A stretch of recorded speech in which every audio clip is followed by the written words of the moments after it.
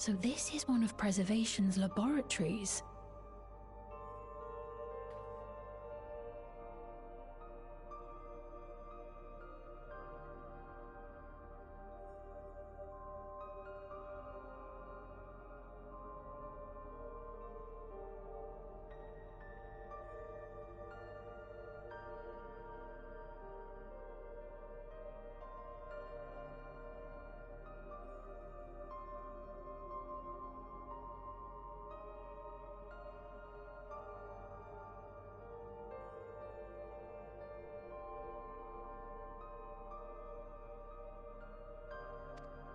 So dark.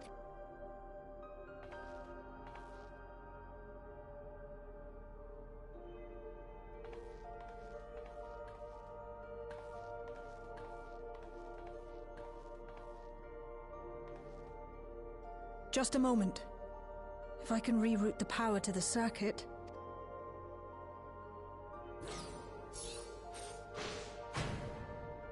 You got the lights working!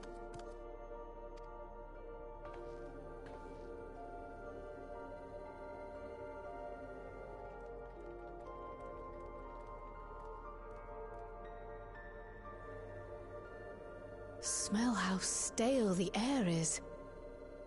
This room hasn't been in use for many years. It was thanks to Kryle and Galulja that we managed to locate this place. You may remember that my earring contained the control code for the gate to the Golden City.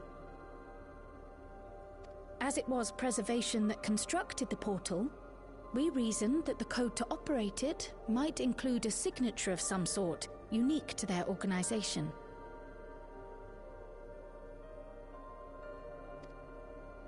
So I took a closer look, and a line-by-line examination yielded a string of symbols identifying the code's author.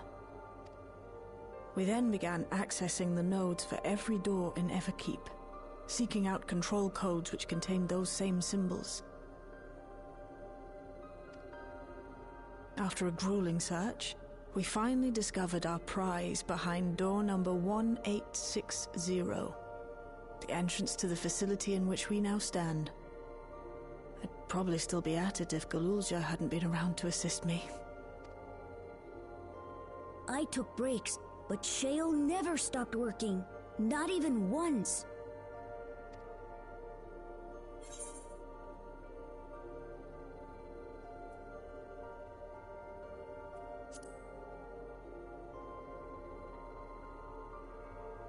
I can contribute precious little else, I'm afraid, but I appreciate your kind words.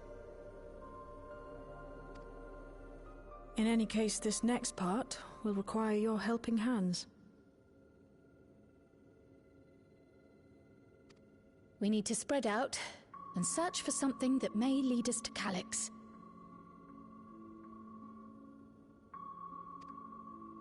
We're more than happy to help, of course, but I wonder, won't he realize we've found this place?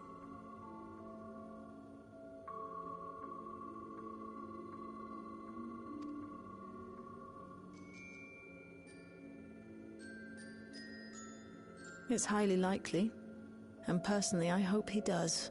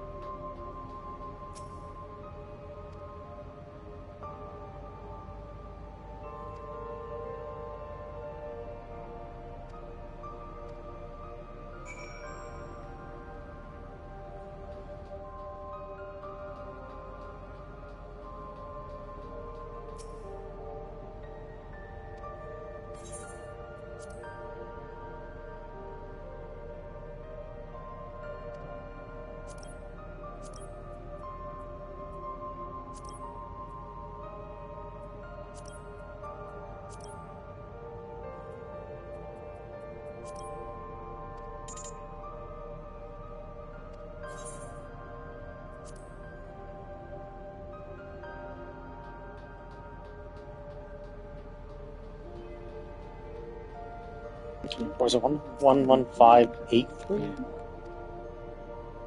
Oh, 11509. Whoops.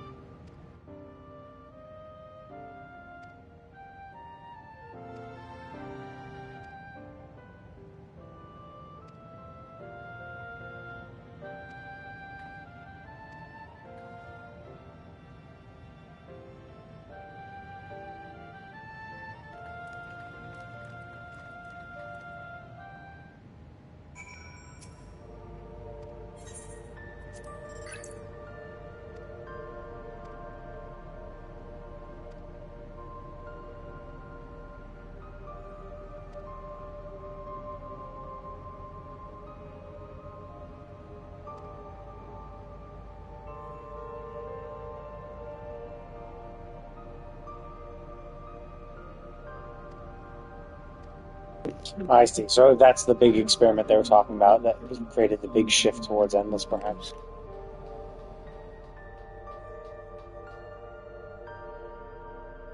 I mean, maybe the experiment was that the people in Alexandria were being affected by the thunder, and so they were essentially going to all die premature deaths, or like they were becoming less and less like their aether was becoming more and more destabilized by the thunder aether, and so they realized that after a few generations they would like just not be able to like reproduce, or their aether would just like would become like essentially broken, and maybe that's why. So they're like, yes, they're physical bodies beyond just like mortality, but like there's something wrong with the overflowing thunder aether that it maybe is screwing up their like genetics or whatever.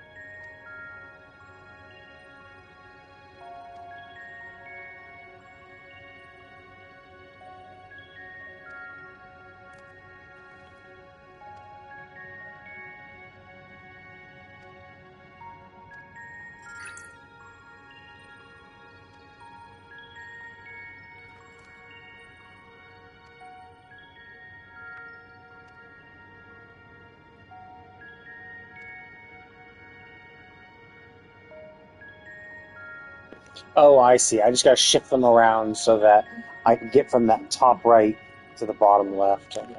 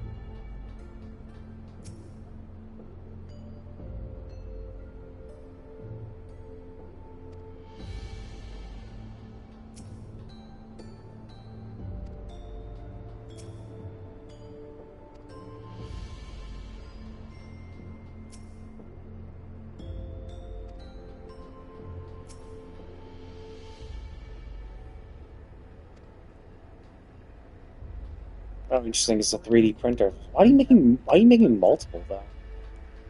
Like, I get once you understand how to make it, like you have the original. Like, without the crystal, it's essentially meaningless.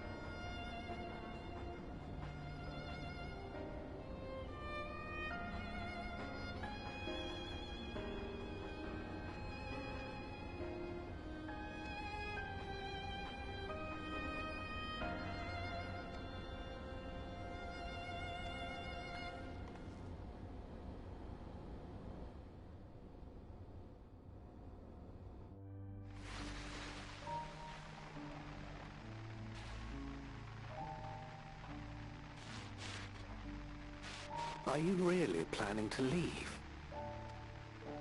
Yes. The idea of eternal life. It's begun to frighten me. I struggle to renounce our conventional wisdom. Death is the means by which life prunes its branches, leaving the trunk to grow strong and tall.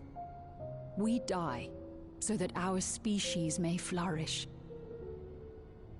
I mean, it's generally been understood. I mean, like that's the basic principle that Endwalker taught us is that like, yeah, you can eliminate all the problems with life, all the things that we might consider negative in life, all the negative emotions, all or just emotions in general, or the or mortality. If like you remove these obstacles, basically life just stagnates and you no longer progress. So creating endless, it's like cool, you might have endless life even though you don't because you still need to feed yourself on ether when eventually you'll run out of ether and still die.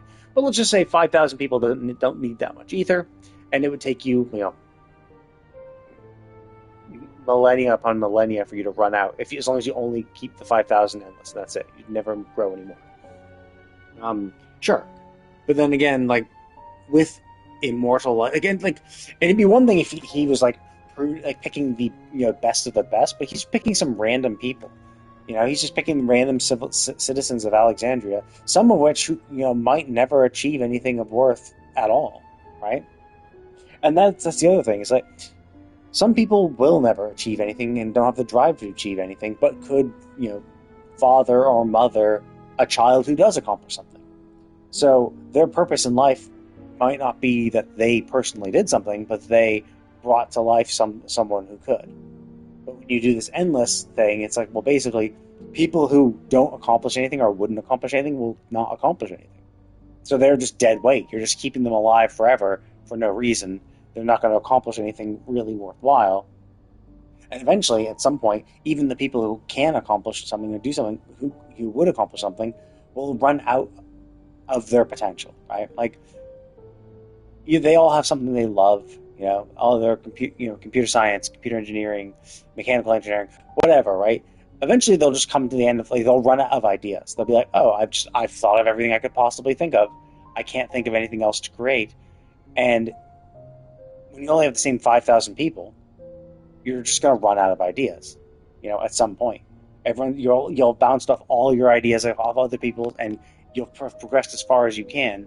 It's as she says, it's like people die so the species might flourish. Because you're constantly getting an influx of new ideas. Sure, there's some inefficiencies with that, like people who still had potential left, dying, could die early or just die at the end of their lifespan, but like they had more potential. Like if they had if they had 100 or 200 more years, they might have still been able to progress their field further. But these things happen. There are also the people who only come up with one idea, and one actionable idea, and by the time they're 50, they're already tapped out of what they can produce, and stuff like that. So it's like, anyway, we've seen in Endwalker what happens when you just eliminate all the problems with life, of immortal life, and it's always just led to stagnation. What would become of mankind were we to halt that process? If unending stagnation is the fruit of our labor, then perhaps we strive for the wrong thing. Yeah, that's exactly what I said. Your argument is a rejection of Master Calix's vision. I suppose it is. Perhaps such dread would not plague me, were I capable of sharing his perspective on the subject. I mean, that's the thing, though. Is like he's so adamantly against death because he's had to be. His entire life, like he has an insane amount of potential, and if he let nature take its course, he would have been dead ages ago, right? So it's like, yes, he has a unique perspective that leaves him especially fearful of death and what death means, overall. But that's only taken within a vacuum, right? But I cannot. He and I are too different, in too many ways. I lack his extraordinary genius. I had no illness threatening to cut my life short, no singularity of will to cut away all distractions and focus solely upon research.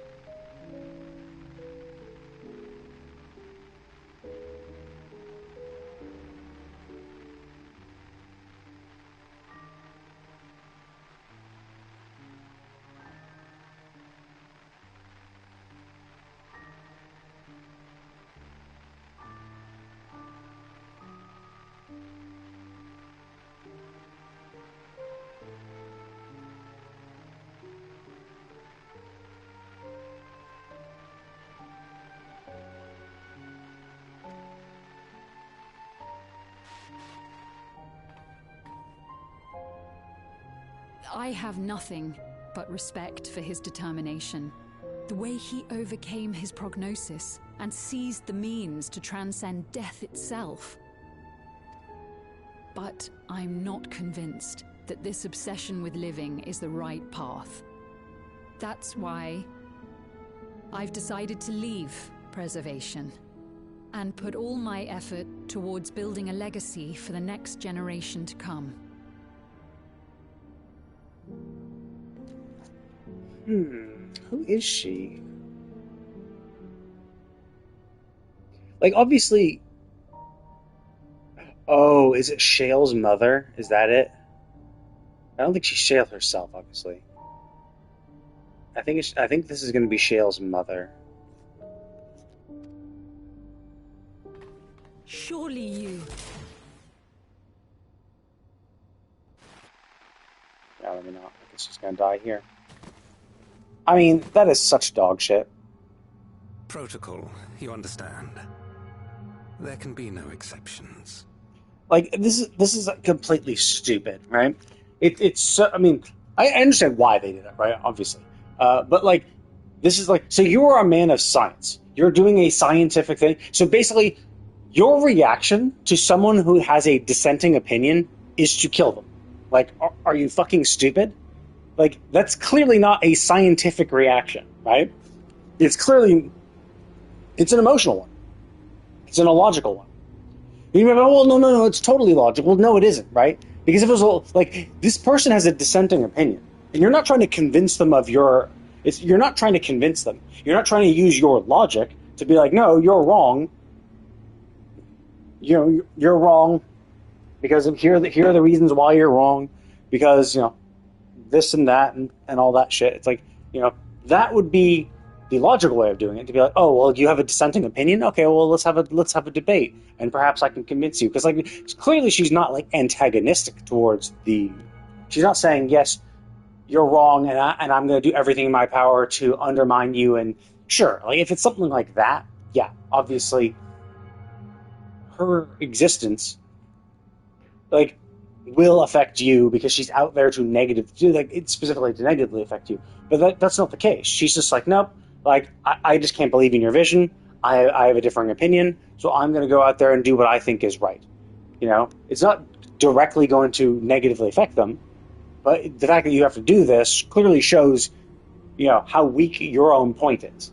If your point can't even stand up to criticism, if your point of view can't even stand up to a dissenting opinion, and that your only recourse is to kill anyone with a dissenting opinion, well, that's obviously bullshit, right?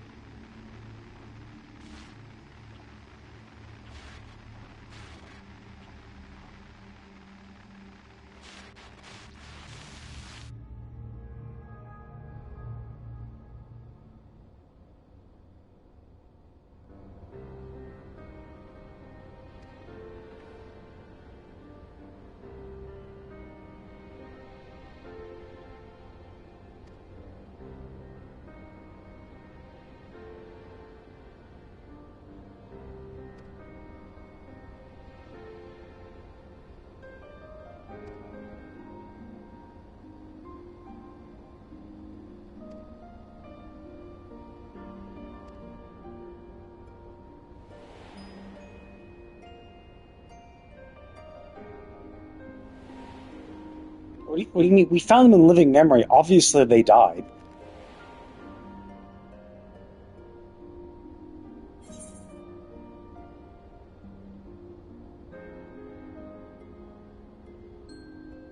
What? Yeah, I'm sure they managed to escape. No, they obviously died. They were in living memory. They died. Your parents are not. Your parents wouldn't have been old enough to be dead by this point, right? Like, Kryle's only supposed to be in her like 20s or 30s. So unless those her parents were like 50 when they had her, there's no way in hell they would be dead if they had lived a natural life, right? Also, when we met them in living memory, they never described anything that happened after popping her through the portal, right? If it was like, because like, let's just say that they got her through and they weren't murdered immediately, right? Then they would have described, like, you know, how harrowing their escape was and how they managed to live a simple life afterwards or something, or to say no, don't worry. Like after we got you through, we lived a great little life, but died in a freak gasoline fight fire accident. Obviously they were killed, right? No shit. We saw them in living memory.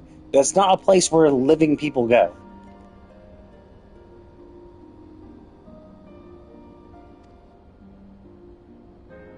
Oh yeah, they echo. Wait, what? Do we echo them? I don't know if we echoed them. Can we?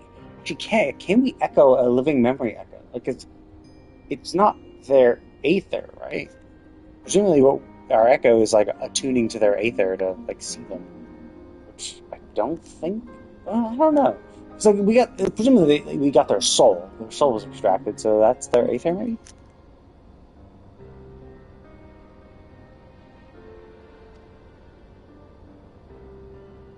Yeah, exactly. Like we saw them in living memory. There's no way in hell they escaped.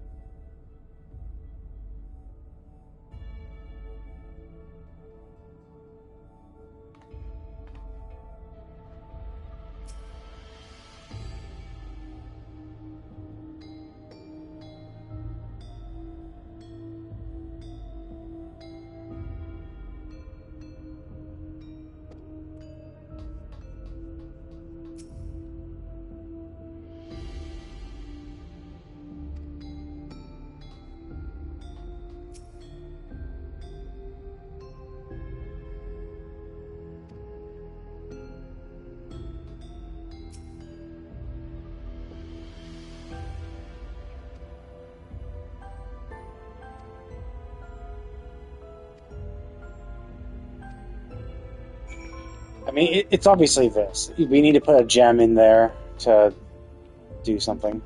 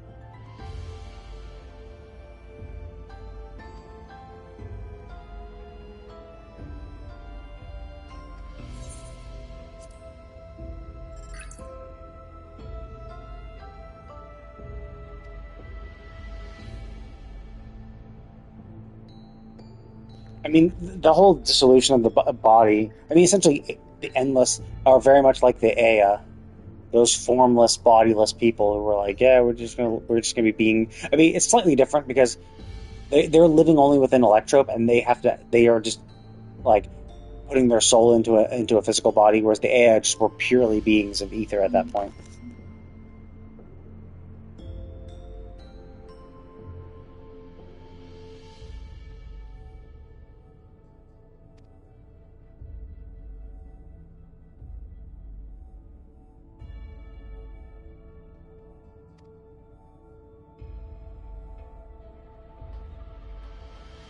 Oh god damn it! I should have looked at should have looked in the locker. Fuck. I'm trying to do all the wrong things first.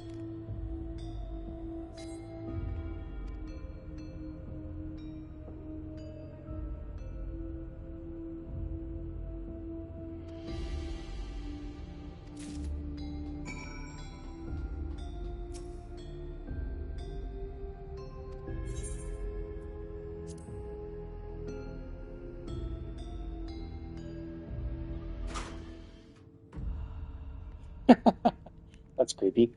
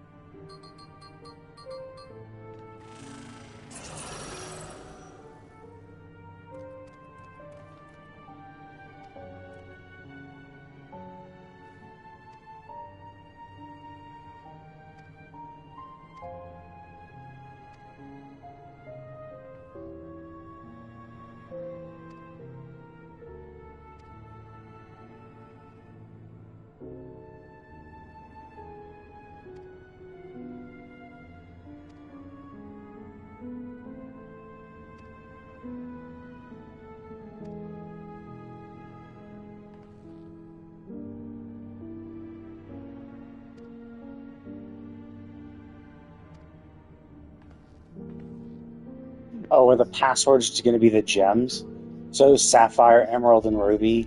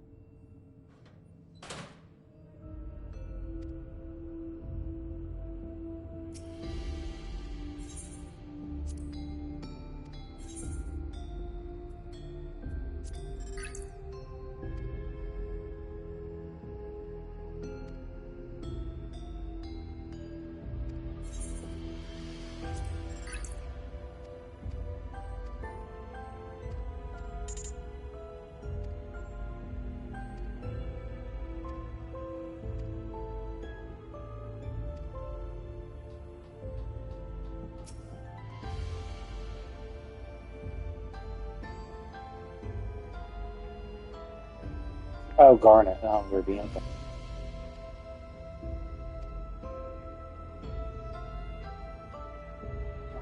But yeah, so it's probably going to be this. The Protolab gets the Sapphire, Deuter gets Garnet, and then this place is the Emerald. Because emeralds are very commonly square like that, or rectangular.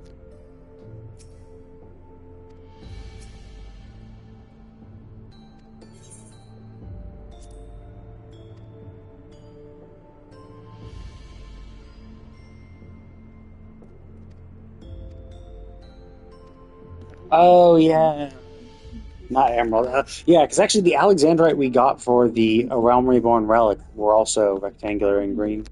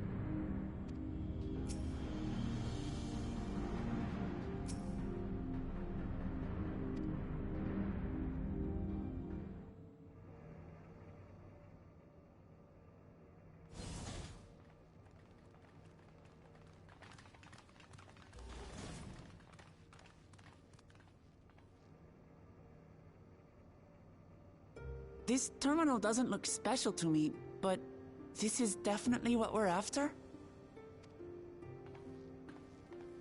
It is, but whether or not it will suffice for our purposes is another question.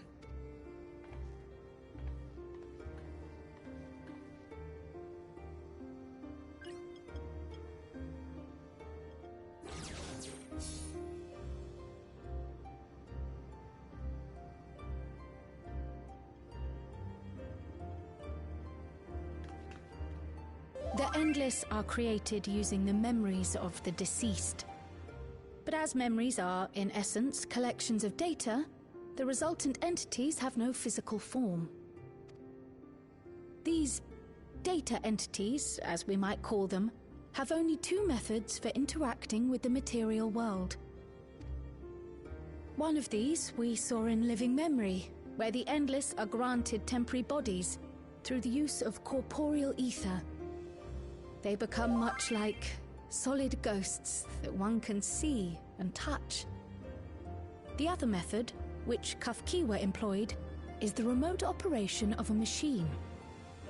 But where do you suppose the Endless are to be found when not inhabiting a physical body? Mesoterminal, probably. The Endless are memories.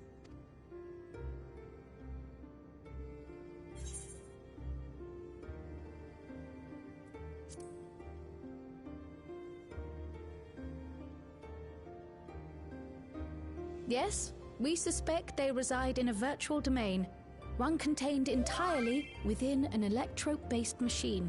We've seen such a realm before, after all. So you're gonna be Omega?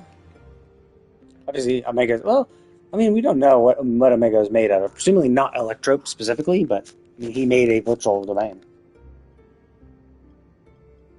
Oh, you mean like the Alexandria made from the Endless Fiend's memories? It all seems so real.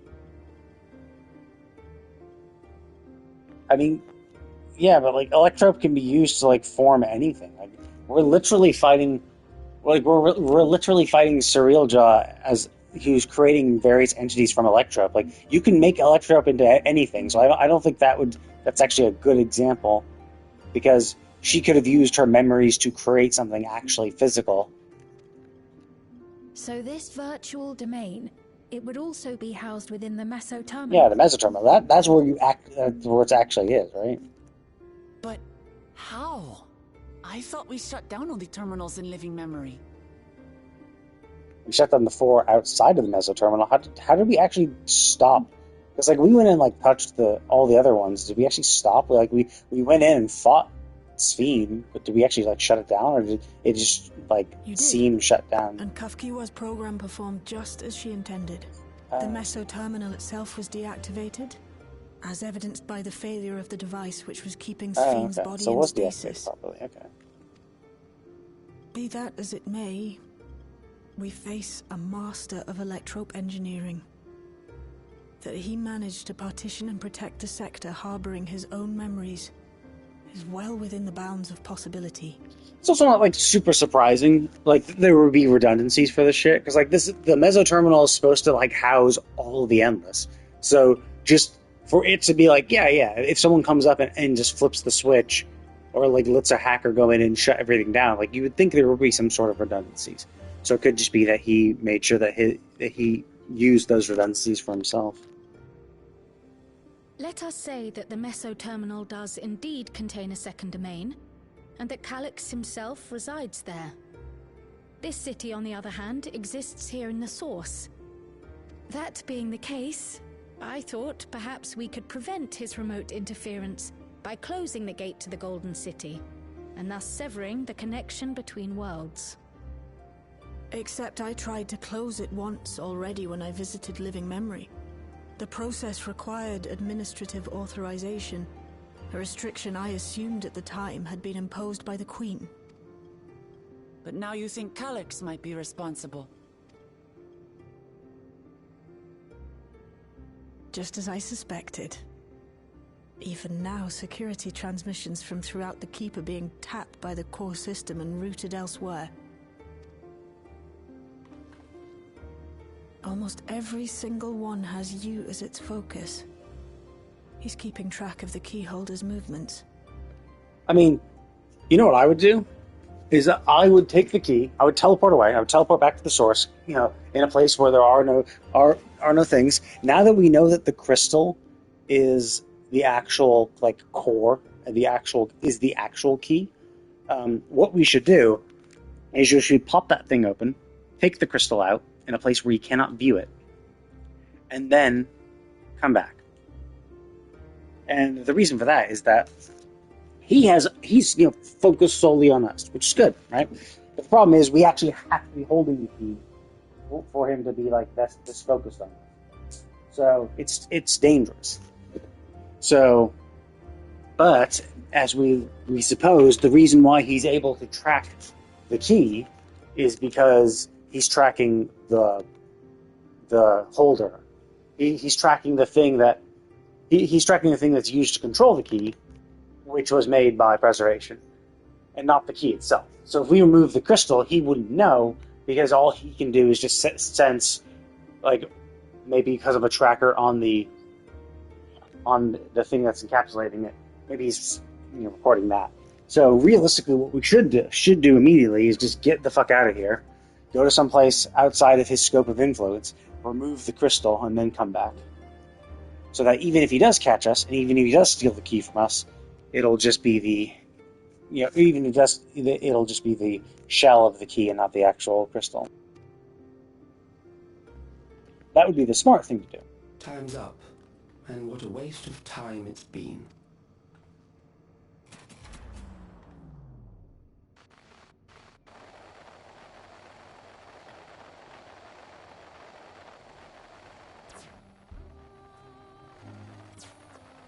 Hoping to find me by tracing the security data? That will not be necessary.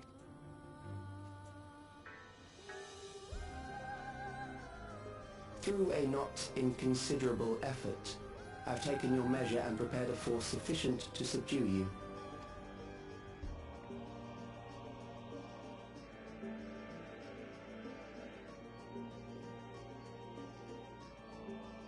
Come. I invite you to the upper reaches of the Meso terminal. The storage device which holds my memories is there. Also, it's also really stupid, too, because, so basically, all of this was under the assumption, oh, okay, well, there must be his memories must be somewhere else in the Meso terminal. Great. Destroy the Meso terminal. Bomb it to the fucking ground. Problem solved. You don't need to know where he is. As long as you know, oh, okay, there must be some sort of redundancy in the Meso terminal, that's where he's being stored. Cool, destroy it. Completely raze it to the ground. Problem solved. You don't need to figure out specifically where he is. Victory is yours. I, in turn, will seek to wrest the key. And if we refuse this invitation? I will wait, and continue to convert Alexandrians into endless. I mean, can you? Wasn't the whole point that you only have 5,000, and 5,000 is your limit? If you don't have any ether, eventually you'll run out. Consider the urgency of the situation and make the wiser choice. Answer me one question, Calyx. The Endless Fiend. When she was queen, you had her face an impossible task, then manipulated her into using the key when she was at her most desperate. If you can do all that, then why not whisk it away when her plans went to ruin? Why let it fall into our hands?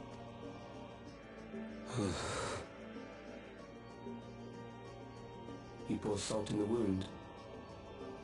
That disaster was a miscalculation on my part. As her end drew near, Sphene and her restructured memories had become one with the terminal's control systems. In that singular place, in that singular moment, she wielded an authority greater than mine. Thus she was able to shield you, the neighboring sovereign to whom she entrusted her nation's future, and the hero to whom she entrusted that priceless key.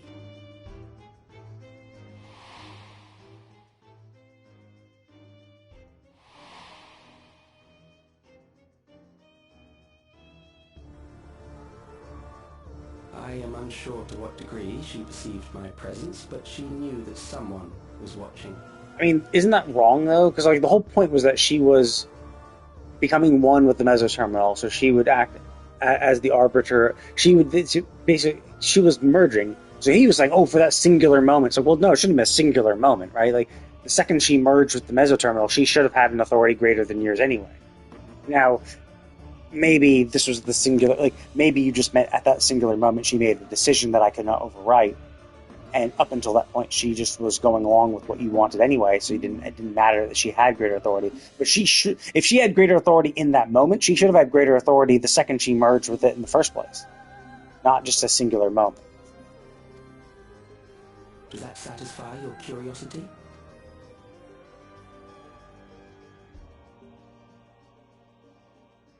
I'm actually surprised. I thought you'd ask a stupider question. That's actually very on point. It does. And I'm satisfied. I mean, I get Not why she one was more asking life, that. She's basically just saying, not one more I future, want not one single smile from another Yeah, I mean, child's this is obviously face. stupid. Like, You she's hear just me? incredibly cringe. It's just so cringe. But, like, that was a very good question. It wasn't like some just like stupid emotional platitude. It was like, no, it was like, actually, that's a good question. Like, yeah, why did you let that fall? And it's like, oh, okay. That makes Sorry sense. for losing my Now, temper, your rationale behind asking the but there's question is only one stupid, way we can like deal a with lot of people your like actions, but Calyx. sorry for losing my temper. I spoke slightly louder than normal. Like, you didn't... Whatever grand future he envisioned. Also, it's like so stupid, And I dude. won't I'm let sorry I that lost my happen. temper. It's like, well, no, it's fine to lose your temper. The dude's going out and murdering people. The dude's using robots. He's spying on all the citizens and going out and sending murder robots to kill people and like dissolve them into ether. Like that's pretty fucked up. Like I'd be pissed too. It's normal to be pissed at someone who's going around murdering innocent people.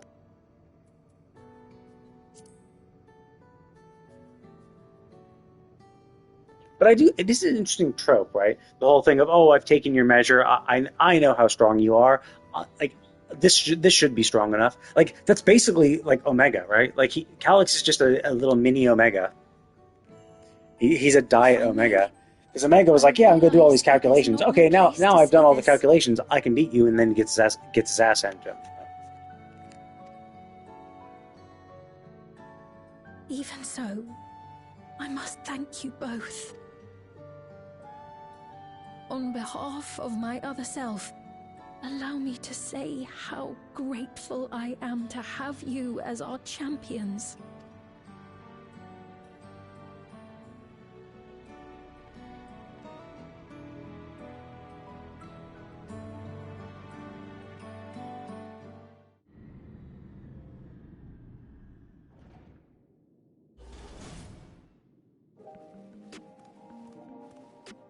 Okay, so the top of the Mesa Terminal must be the last dungeon then. And then obviously the dungeon's going to end. Well, not the dungeon's going to end, but the after the dungeon will be the the trial, which will presumably be Calyx himself in some sort of reconstituted mega robot body.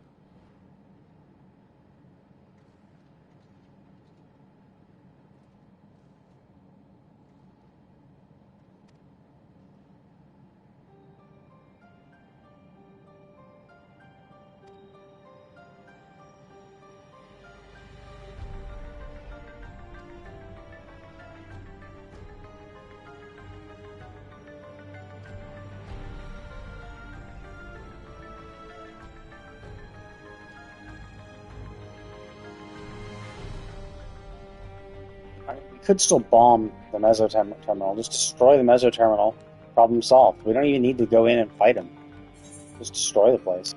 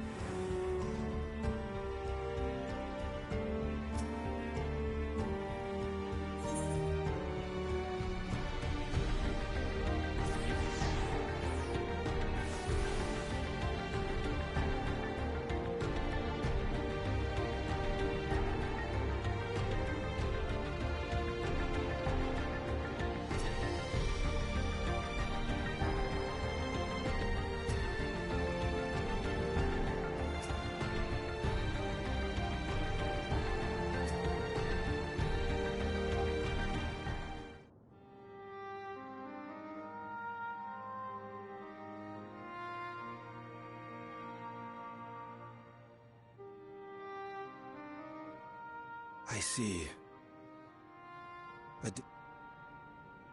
In the absence of an official sovereign, I agree that it is not preservation's place to dictate the future of our nation. However, I also cannot simply take a side and declare my support for your efforts to defeat Calyx.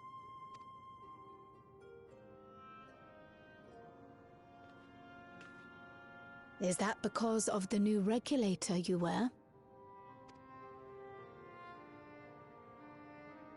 I've yet to register it. I find myself caught between the fear of dying and the desire to carry out the duties of governance. My greatest concern is how we shall stem this ever-increasing terror of mortality when becoming endless is no longer an option. I mean, the reason why Endless is just bad in general is because, as it has already been proven, your memories are being manipulated. Like, the death of Queen Sphene was removed from the minds of the people.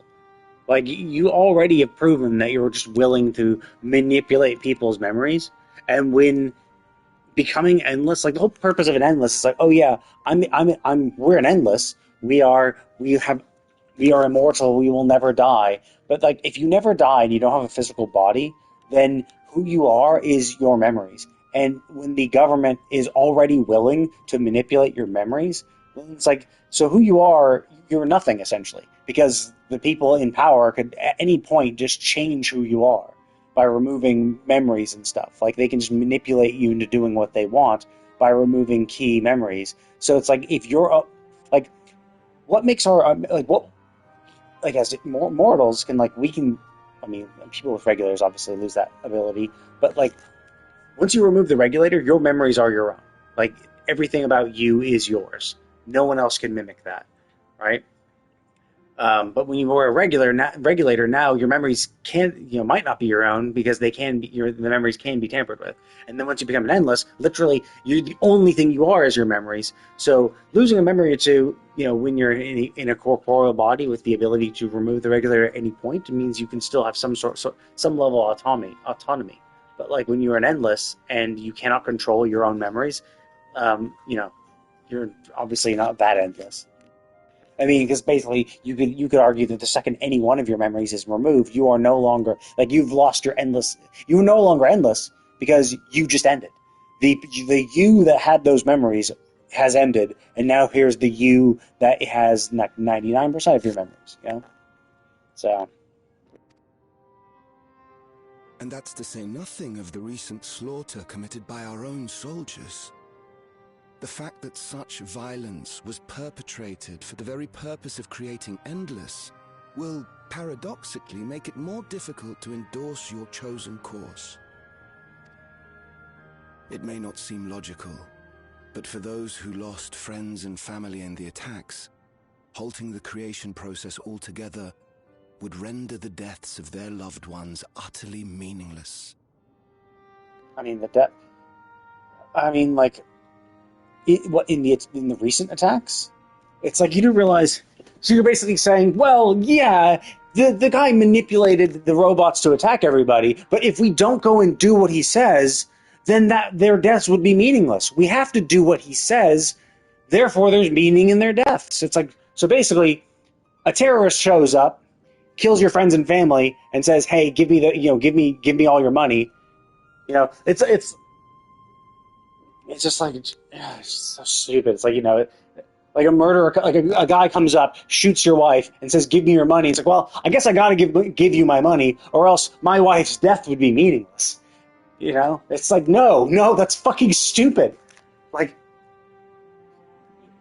you don't let someone commit violence on your friends and family, and then use that as justification of going along with what they're saying. It's like, no. You know? First of all, their deaths are always meaningless. There is no meaning to death. There is no meaning to life. There's no meaning to any of this. You know? The fact that we try to attribute meaning to it is like, it's whatever, right? You know, whatever makes you feel good. But to then say, well, yeah, but these guys lost friends. Like, I assume the creation process, the creation of Endless, right? Like, the deaths of their loved ones are meaningless. Like, are you seriously saying that we should let someone continue to do these atrocities because otherwise, they're just dying? It's like, yes, well, or you could just stop the guy. Like, we're going to stop the guy from killing these people, right? You're just saying, oh, well, yeah, but like stopping him from killing people won't help the people who are already dead. It's like, what? So you're saying we should just not stop him, let him continue to kill more people because he can bring a portion of them back? Jesus, it's so fucking stupid. Is it not cruel to rob them of what little solace they could claim, when we have only just learned what it is to mourn? That's also like, oh, the little solace they could claim. It's like, well, no, like it's not cruel. The shit happens. You're like, it's so fucking dumb to be like, well, wait, like, we're gonna rob them of a little, like, this is death. This is what happens in death. When people die, they are dead and they don't come back. Like, you're kind of saying, oh, we've just taught them to mourn. It's like, yes, but you're now undermining that mourning by saying, yeah, just kidding, death doesn't matter. It's like, well, no. We're teaching them to mourn because death is an eventuality. This is going to happen. So you have to get fucking used to it. And you're just like, well, wait a minute. Like, we don't have to get used to it. We can do this. It's like, well, then what's the fucking point of mourning then? Like, tell me, yeah. How are we meant to I get it. I understand. Conceptually, yes, not dying would be nice. It would be nice if we didn't have to die. Cool. It sucks when your friends and family die and they're no longer there. And it especially sucks for these people because they never really had to deal with that because of the regulators. Their memories get wiped when anyone dies. So it's like, they've never had to actually deal with anyone's loss because once they lose them, their existence is expunged from their memories, and so they're not even aware that they lost anything, which is fucked up in its own right too. Which, it's tough for these people. We stop begging others to teach us for a start. Yeah, exactly. Being a whiny bitch.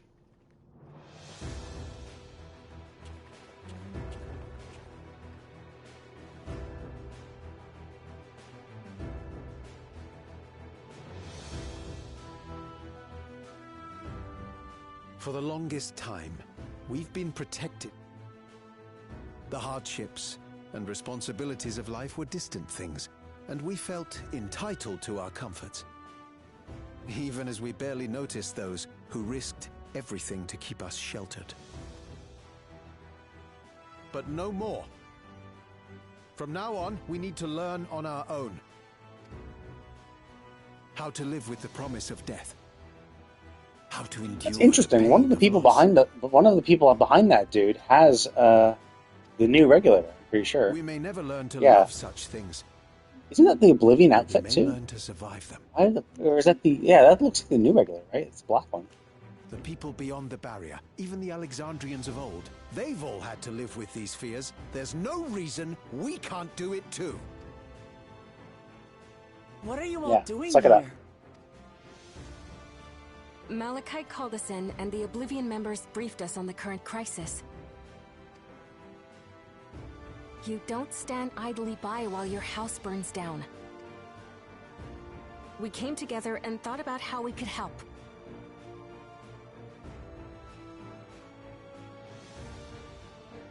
Long story short, we've decided to join the fight alongside Oblivion.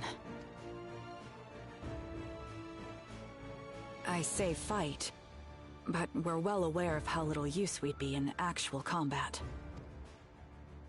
A battle of ideas, on the other hand. Now that we might be qualified to do something about. We'll talk to our neighbors and do our best to quell their fears. Convince them to make the most of this life and enjoy all it has to offer. Perhaps that will help to ease your burden.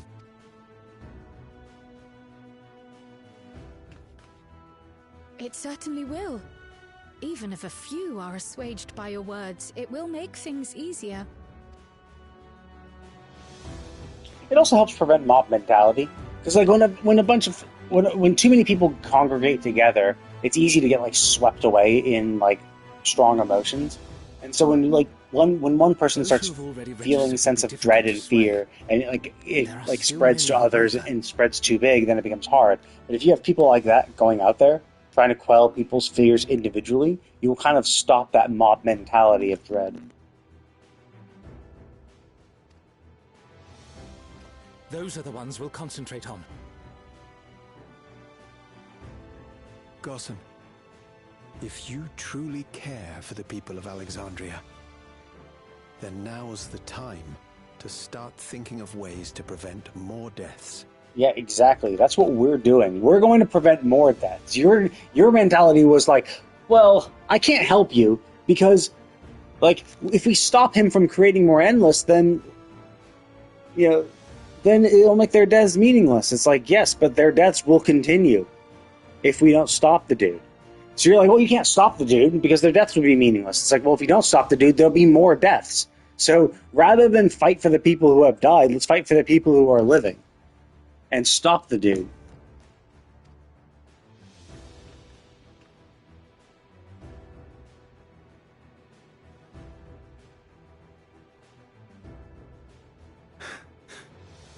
Were I to become endless at the expense of my countrymen's lives, I would regret it for the rest of my existence.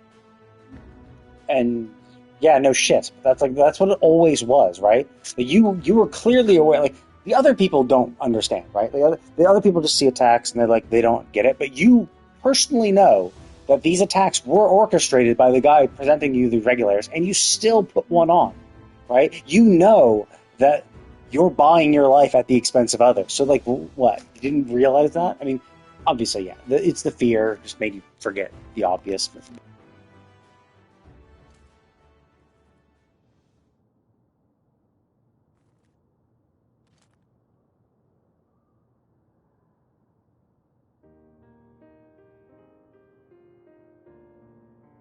Forgive my weakness. When the people have lost their way, it falls to the government to support and guide them. Alexandria can rise above this sorrow and find its way forward once more.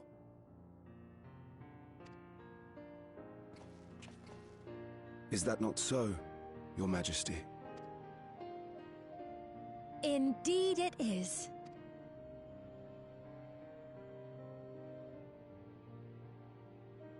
Oh, she finally gonna announce herself as queen?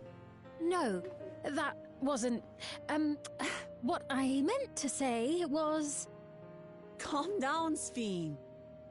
Amity, you used her name.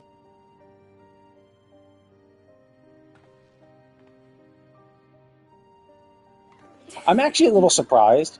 Like, oh my god, you used her name. It's like, yeah, I'm surprised. Like, she seems kind of stupid. She seems the type to use who would accidentally use it. Yet we also understand that you are not her. Yeah. I mean, to be fair, like you've lived with like a robot Sphene your entire life. The concept that there could be multiple copies of her is not completely surprising. Having to live in secret, unable to share who you really are. That must have been hard on you. Yes. In the few weeks that you've been living among us, that must have been tough for you. We're all dying. We lived a horrible life in the hundreds of years while you just chilled and slept. But yeah, these few weeks of not being able to like say who you are, poor you. I mean, I get that I'm being a little bit of a dick there, but like, it's like, really, you guys are being murdered by your government, essentially. Like, you guys have kind of gotten fucked, you know? Like, you've been manipulated by your leaders. You had Zerolja trying to wage his wars. It was him who sent his minions to murder a bunch of Alexandrians and instill the fear of death in you and harvest your souls so that he could wage his war. And then after he stopped doing that and you wrested control back, Calix did the exact same fucking thing. So it's just like, yeah, these people have lived a pretty tough life when their leaders are getting such pieces of shit. And it's just like, and your struggle is, oh man, like, I mean, I get it, right? Too, like, it's not her fault that what happened. Like, it's not her fault that she got her illness and was unable to do anything and only just recently arrived. And yeah, it's gotta suck to know that, you know, it's been hundreds of years since it's been hundreds of years since you last, you know, lived, and all your friends and family are dead. Like, that's gotta be rough. And you live in a world, you're living now in a world that you just can barely recognize. But even still, like, sure, I mean, I guess she was the proper ruler, so that's kind of suck. Like, you as the ruler popping up in a leaderless world, being ruled by dicks, and being unable to just like say, "Hey, yeah, I'm the ruler again." Like, when you come like, back, really please feel tell like us you're all about yourself. I imagine yours is a rather outlandish story, but we're eager to hear it all the same. I actually am interested in Sphene's story because like she actually lived when all the shit was going down, and that's gonna be like where all the cool shit happened, you know. Like basically, since that happened, like nothing else has really happened in Alexandria. They've just been like just chilling, doing not much, just living. That's it. You're one of us, an Alexandrian, and we don't abandon our own.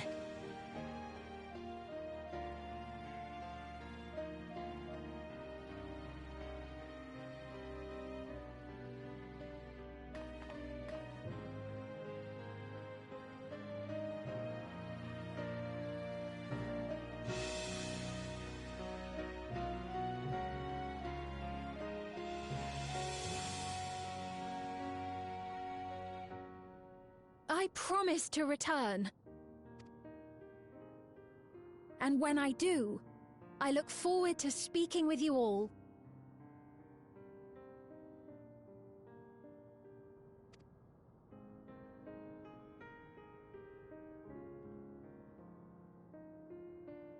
I also get why she'd want to like take up the mantle of leadership as well, because it's like this is not the same kingdom she once knew. Like, it would feel out of like it wouldn't feel right to like just take over leadership and be like, yep, I'm leader now, like without like talking to the citizens and be like, well, yeah.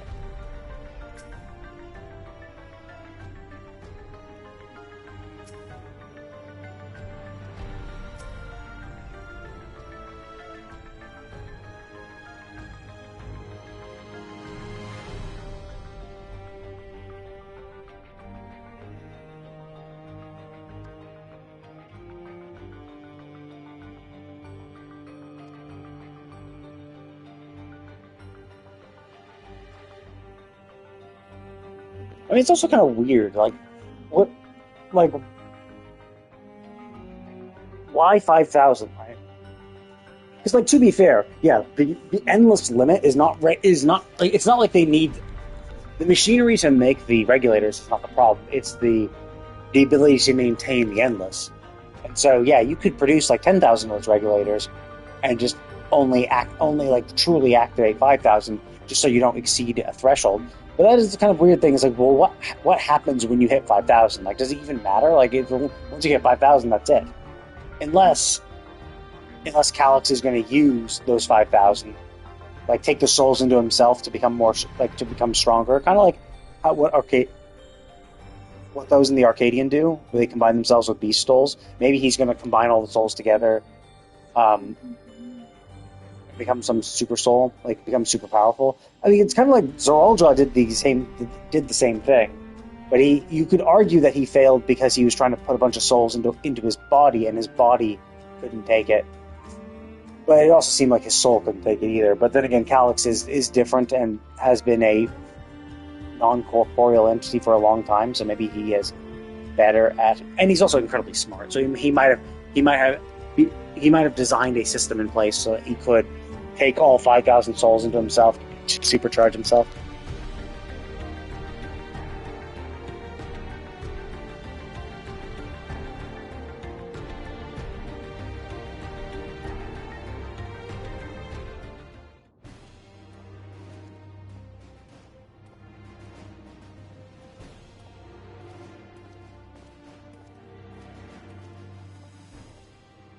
Things seem much the same.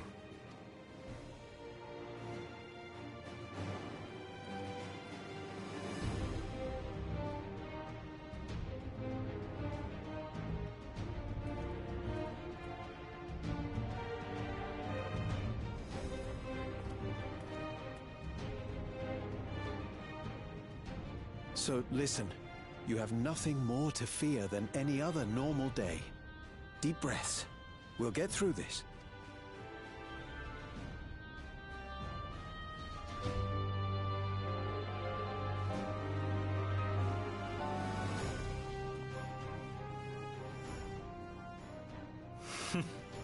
You'd be telling them much the same if you were here.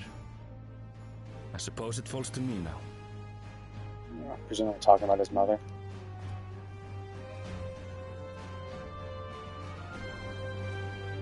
Oh, it's his mother.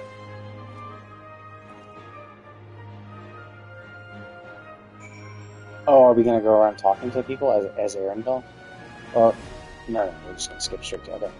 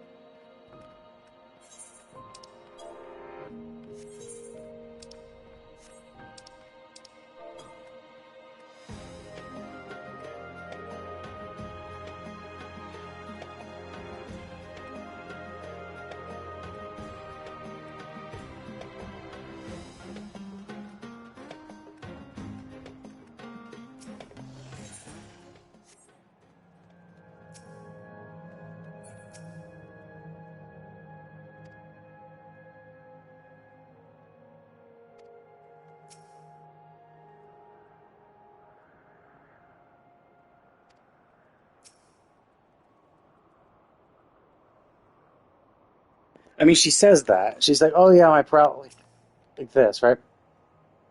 The paralysis yet lingered, and my eyes could barely focus. We saw your body come out of there. Like, you should have been completely paralyzed. Like, literally unable to move. Like, that was the whole thing. You were, like, put in a cryogenic sleep because you were, like, completely paralyzed and unable to move. Yet somehow you came, like, bundling out here. Like, you should not have been able to do that. It should have been impossible. But I get it, right? They had to get her out. Because, like, even if something in there, like, breaks, like, she would, like, it's not like she would be ejected, right? Like, we turned it off. So it's not like she would, this machine would have been like, oh, okay, we had someone in cryogenic seat, let's pop them out. It's like, no, it's like she shouldn't have been able to get out, so that's one thing.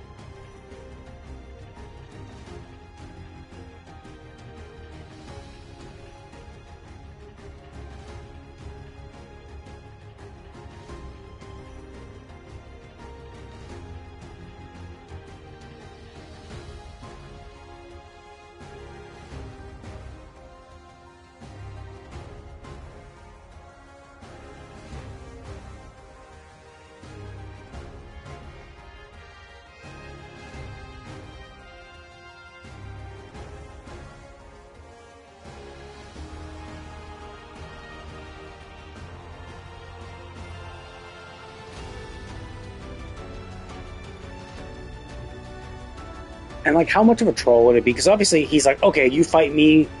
If I beat you, I get the key. You beat me, you can delete me.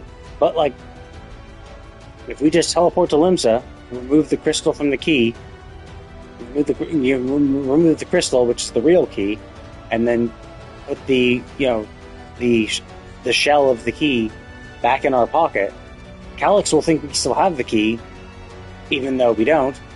Like, that would be the better thing to do. Because even if we lose, then he just gets nothing. But obviously, preparing for it, assuming that you're going to lose is obviously kind of silly. Just go in and beat the shit out of him. Problem solved.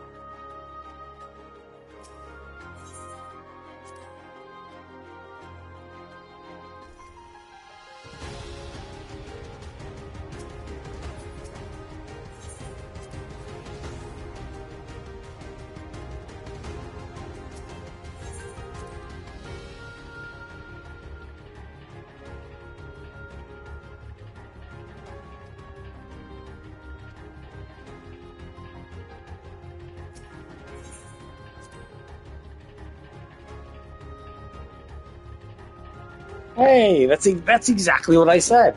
I said that he was like an Aya. He was basically just the Aya also gave up their corporeal bodies, although they still lived as like ethereal beings. So maybe their soul's ether was thick enough, basically, to become like the endless that existed within living memory. Who were, I mean, they were saying, "Oh, we gave them corporeal ether, which made them solid ghosts." I think that's might have been. I don't know. It's kind of what the AO were, but kind of not, because I think you could actually because they were able to like create like part of their like funny animations would be like a portion of their like silvery body would like pop off of them and then pop back on. So, but yeah.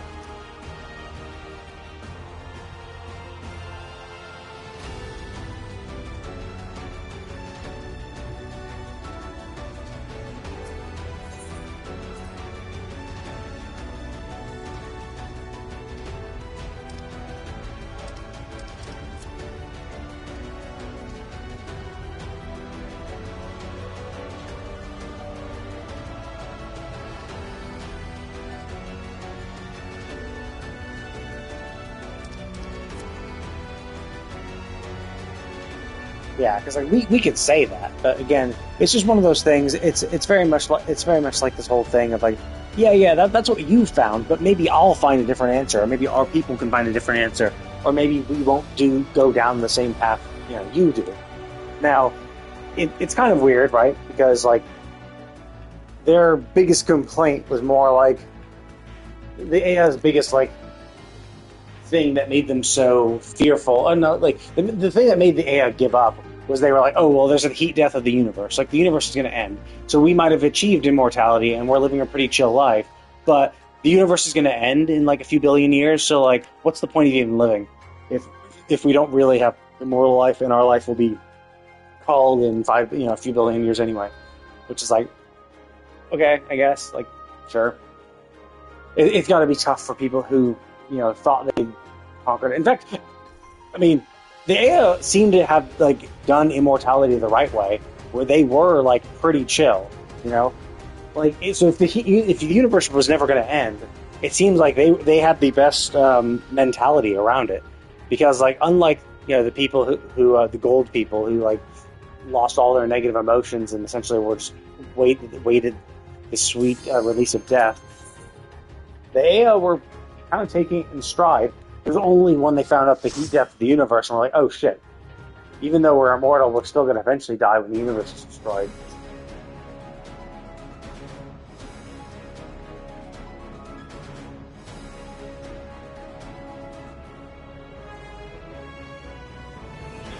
There you go.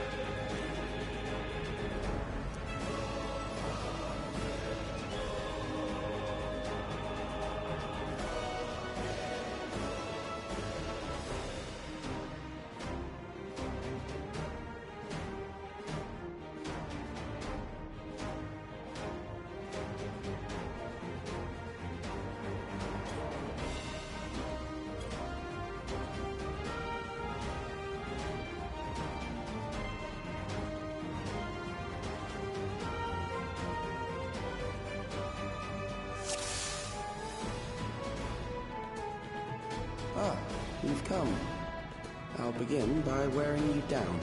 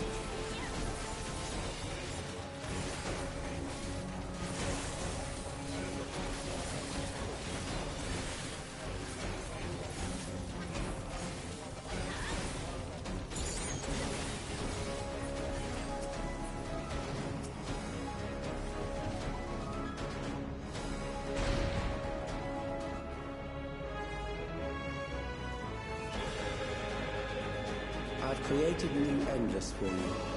Not all the warriors, but they will follow orders. Kill and survive and so forth. Here, I shall prepare the stage for battle.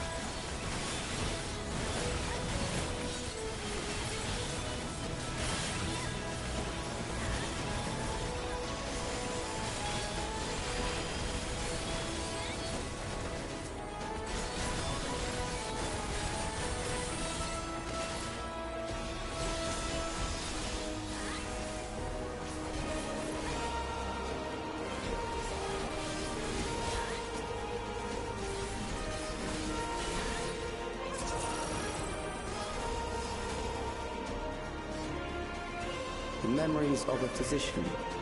One who saves lives should be reluctant to die.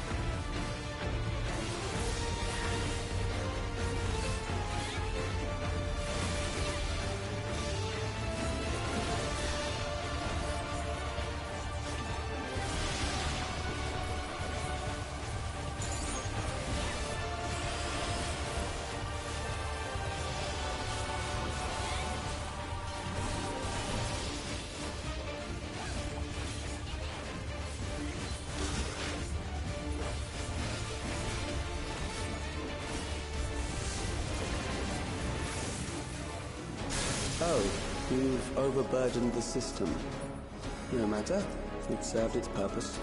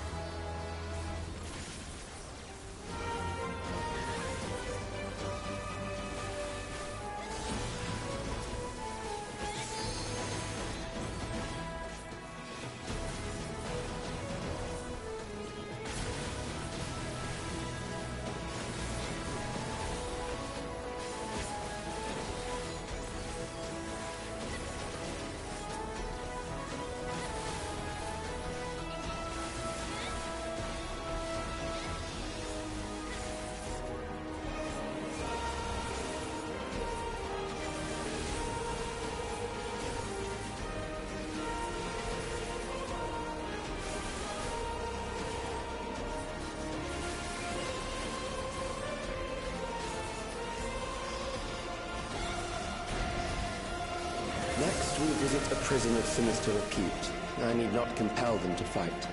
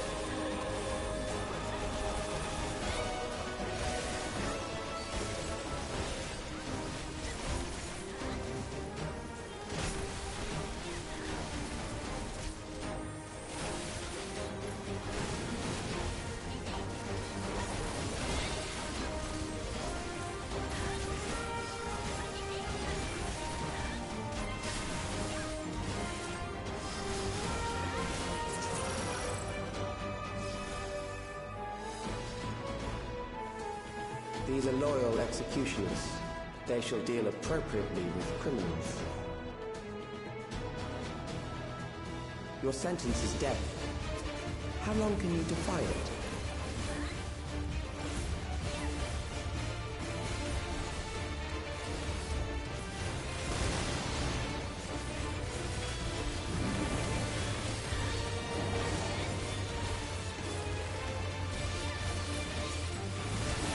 Criminals may run, but they cannot escape.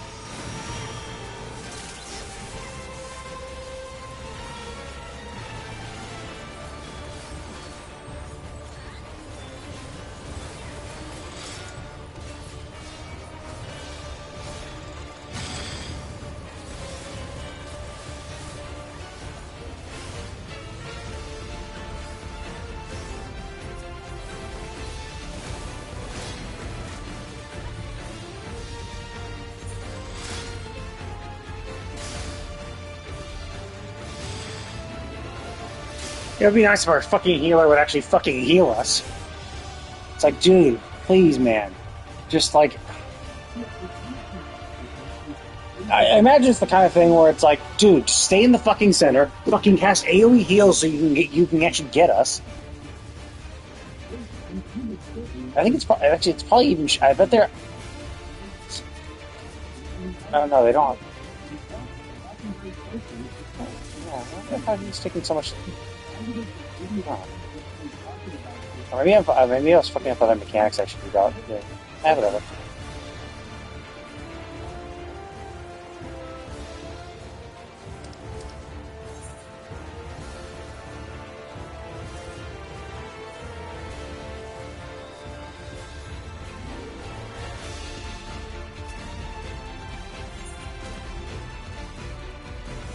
Yeah, I assume like once you beat one, then you can go after other ones.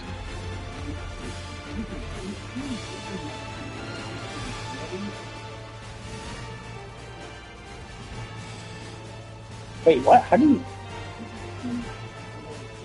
you get rest? Wait, what? Oh, it's the fucking Phoenix Down. You Phoenix Down and shit. I assumed that I assumed we were raiding. Fuck, that was dumb.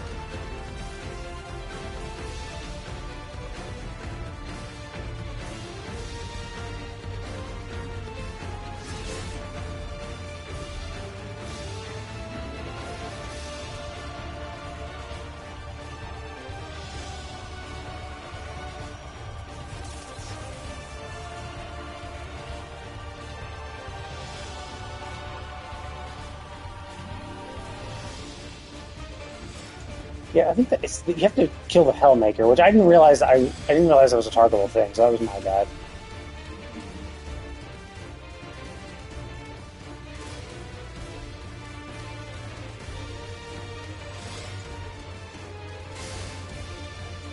How do you?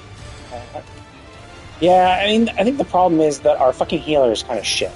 It's like, dude, put fucking regens on you. Do a fucking Medica too. Like, stop focusing on damage and just fucking res people. Like, just fucking focus on keeping us alive. Like, stay in the center of the thing and cast Medicas. Cast direct heals. Don't even bother DPS and keep us alive.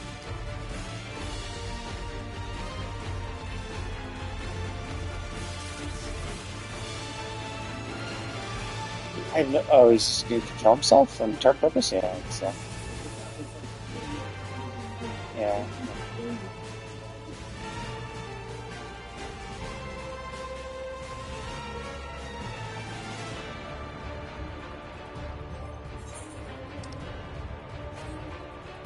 I mean, it doesn't help our healers kind of shit. I kind of felt they were a little bit bad in the previous fight, but yeah, it's just like, come on, dude, like, just focus. Yeah, just like focus on healing us. Your sentence is death. How long can you defy it?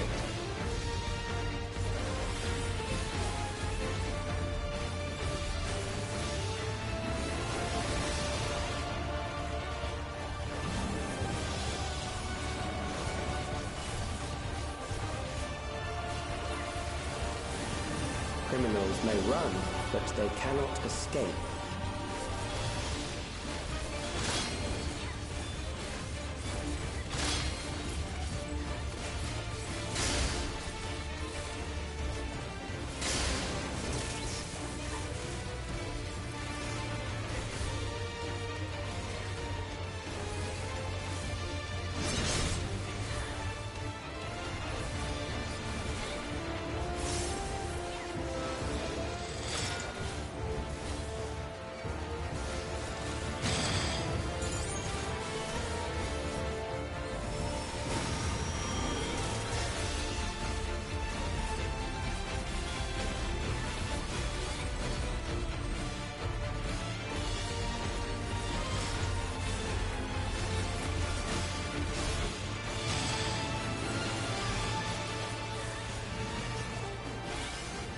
I'm not a tank guy this time, Jesus.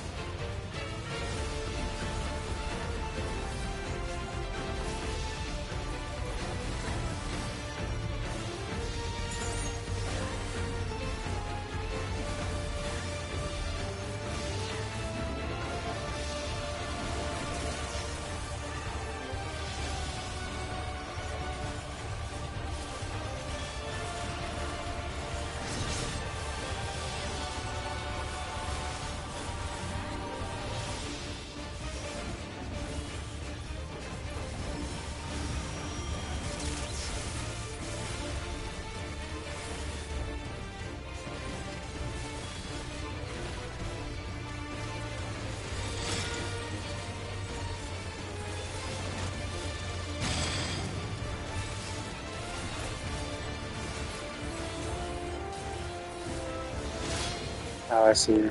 Tank DC, I guess.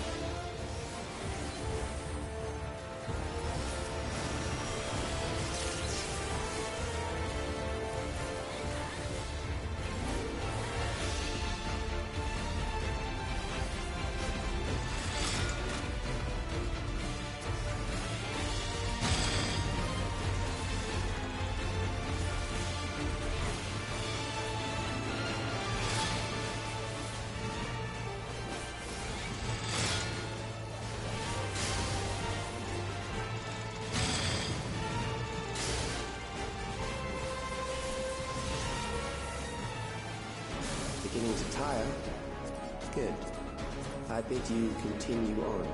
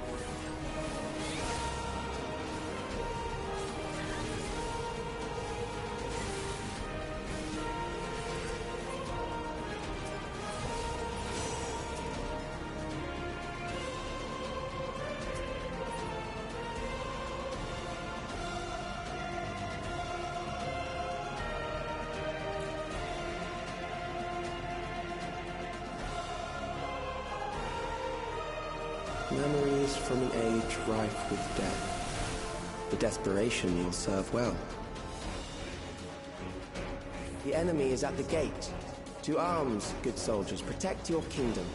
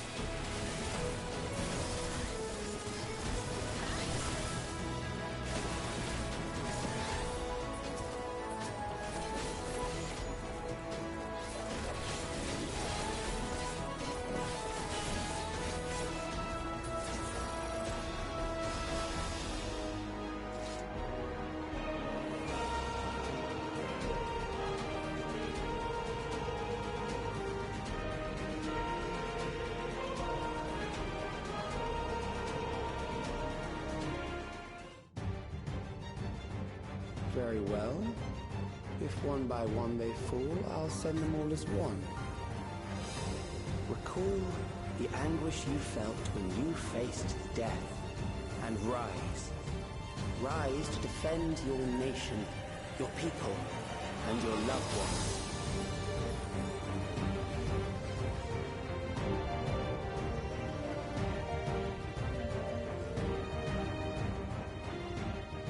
Rise and meet the foe before you.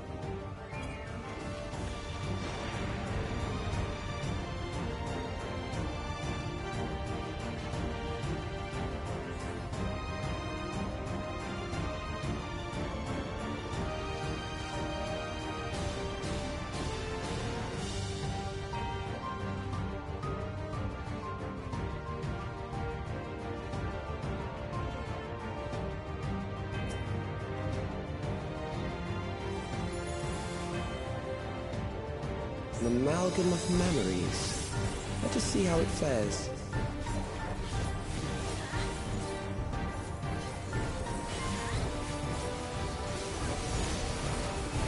It is the midst of the storm surge.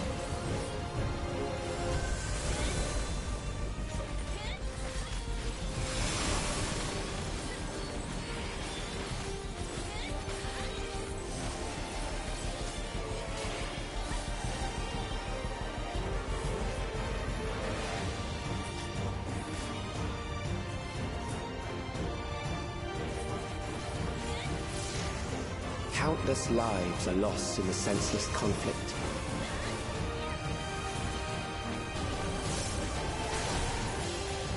The war swells in scope and intensity.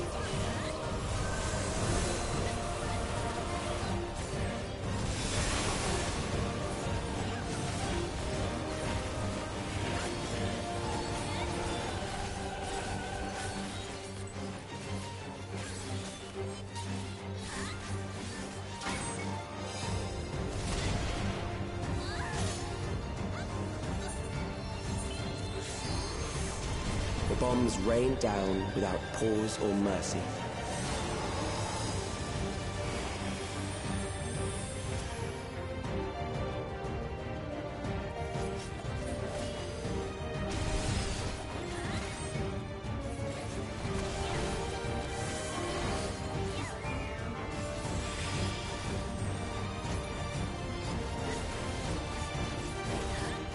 The spark of life is dimmed with every blinding flash.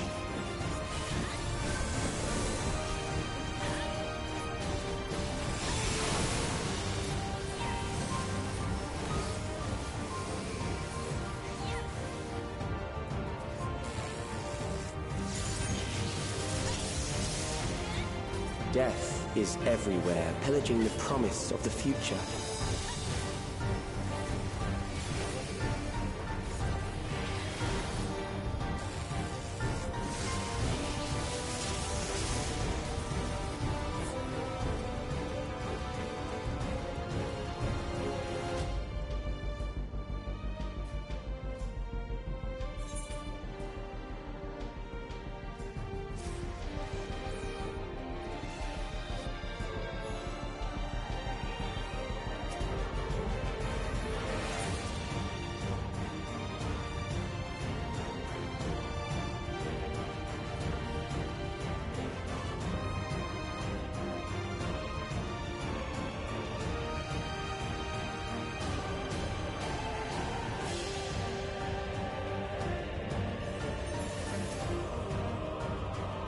An amalgam of memories.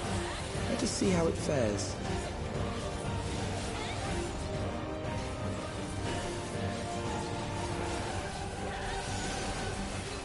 It is the midst of the storm surge.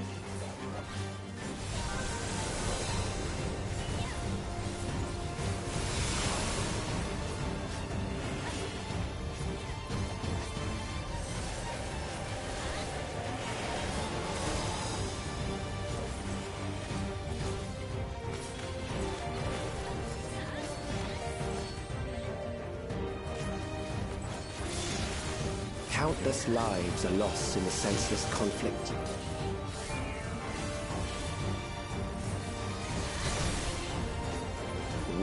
swells in scope and intensity.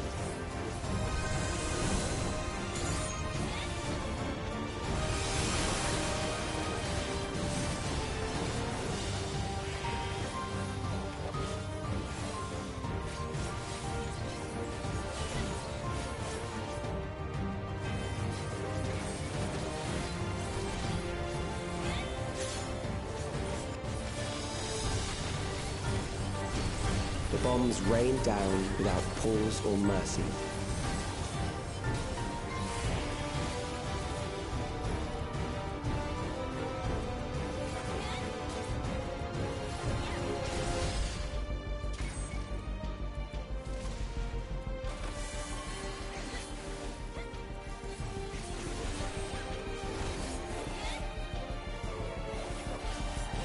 The spark of life is dimmed with every blinding flash.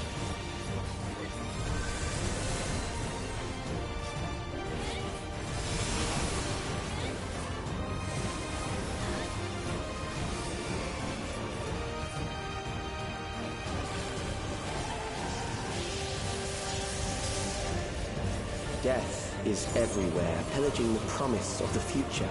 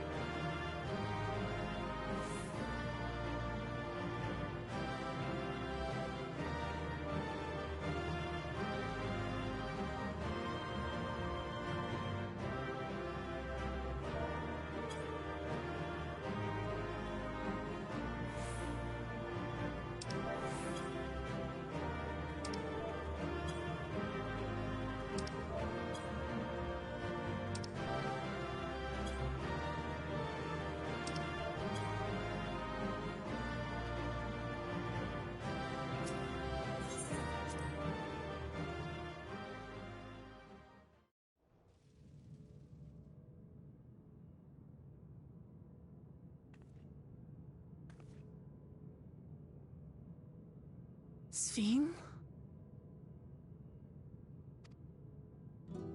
The Endless he sent against us. They were from the time of the storm surge, before I was placed into stasis.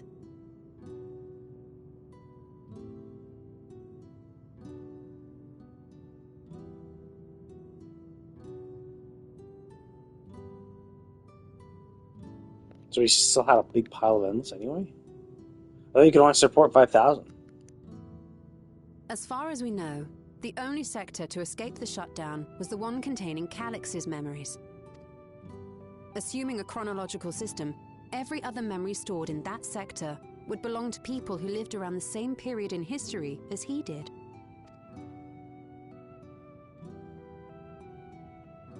Calix, how long have you pursued this madness?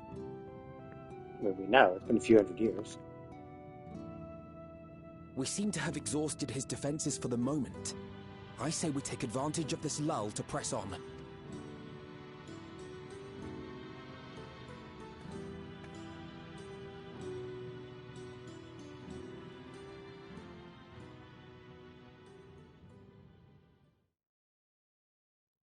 And at the very top will be Calix in his trial form.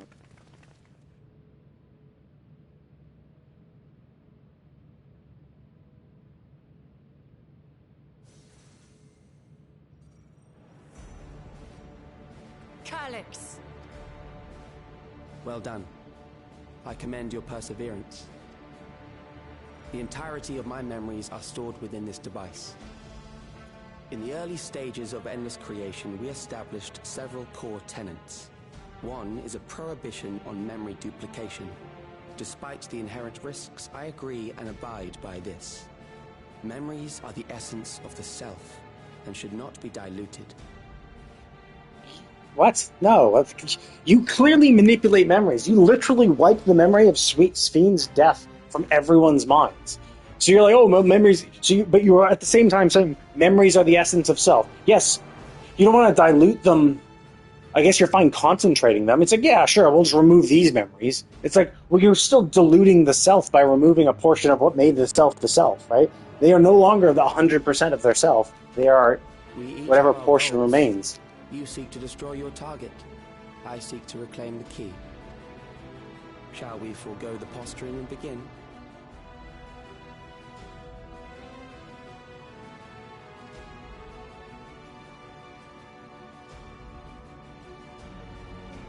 I mean, you're the one who had to just run through the entire terminal. You could have not had any defenses and we could have done this much sooner. I do not mean to lose.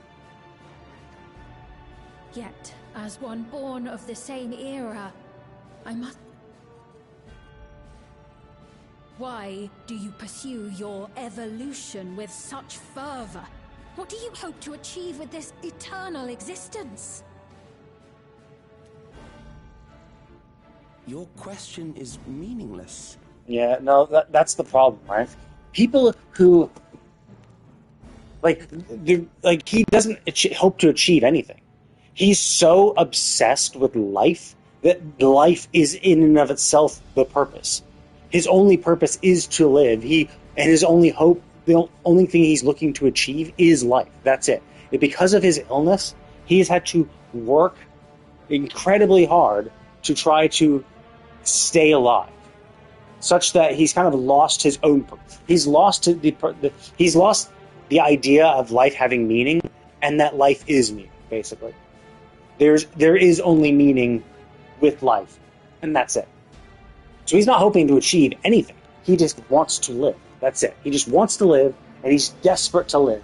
And he doesn't care what he needs to do to live, but he doesn't really have any goal besides living. I have ascertained a superior path to mankind's preservation, and that which must be done is that which I can do. I mean, this is a little stupid, right? A superior path. A superior path. Is it really superior, though? Like, humanity was doing just fine up until this point. I mean, sure, Alexandria had a little hiccup with the Calamity. Okay. But, like, now that you've combined with the Source, you're fine, right? You're chill. Humanity will continue to live. In fact, you clearly see humanity living on the Source, no problem. So there's no issue with humanity at the moment. So that's the interesting thing. It's like a superior path. It's like, well, your quote-unquote superior path, I mean, constantly needs ether. So it's not like, it'd be one thing if they could do without ether. And so it's like, oh no, we're endless, we're immortal, we don't ever die, we don't ever need anything, we don't need to invasively expand. Like, that was the whole point of Sphaine's need of the key, was so that they could harvest ether from all other things. So it's basically, you're doing that. You're just becoming a ravenous force consuming ether to live, which is exactly like how humanity does it. But humanity, it, like, basically, by needing ether in the way you do and the way you obtain it, you're basically acting like locusts, where you're just like, you're raising the earth. Actually, in all honesty, you are far more like Tyranids, right? You're just like emulsifying everyone up, grinding up all their ether, sucking the planet dry to keep yourselves alive and to procreate, and then moving on to the next planet, right? Even humanity isn't that bad. Sure, humanity does a few things that can fuck up things, but like, we don't systematically destroy planets and the life around us to survive, which is seemingly what you need to do. There is no easy way to do what you want. It's not like you can be like, oh, our endless need, like just like you humans need apples and food to eat, like these guys need ether, but like their ether is like lost, essentially. Because we die, it's like a circle of ether. Like, we absorb ether into our bodies. When we die, our ether releases into the world.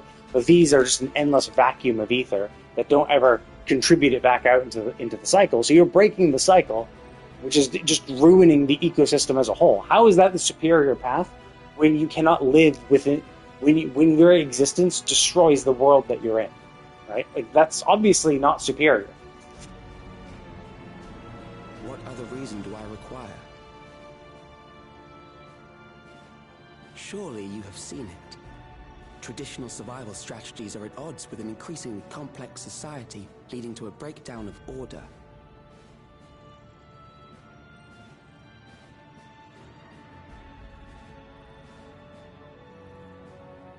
I mean, yes, true.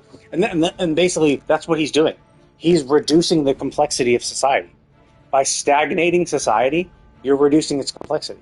Much like the Omicrons, they just had an incredibly hierarchical order and basically didn't even think.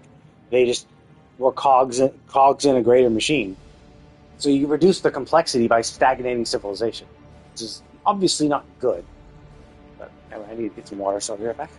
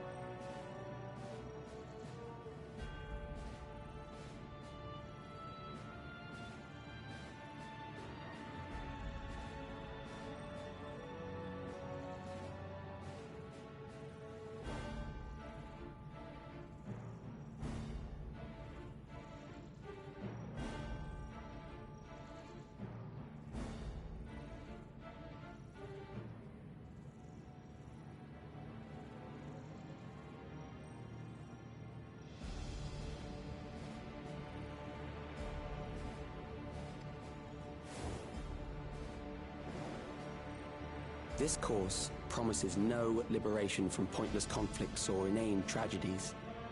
Physical traits do not represent the limit of our potential.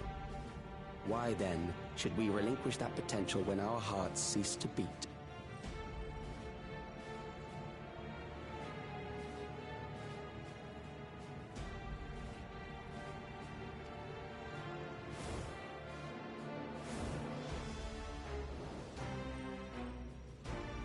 I realized it was past time that we corrected our heading. Nothing more.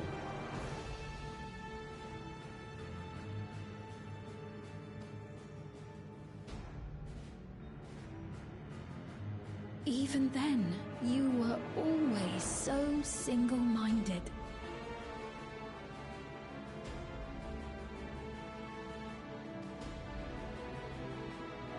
I too have a vision for the future, and your plan is not a part of it.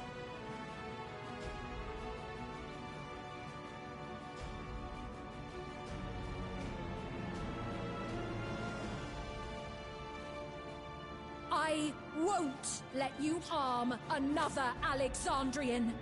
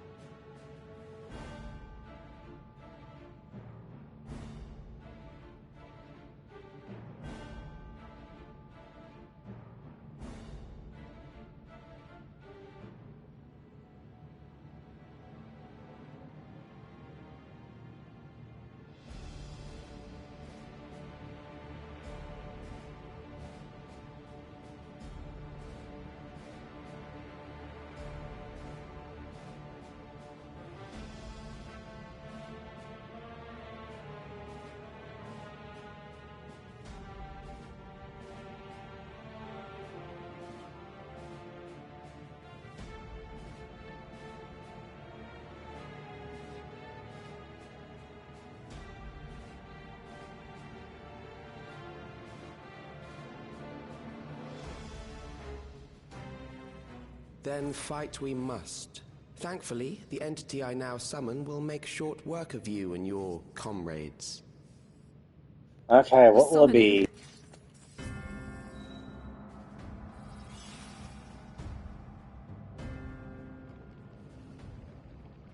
What now? What was that? A chill? No, something else. A Dementor. I feel so cold. So weak.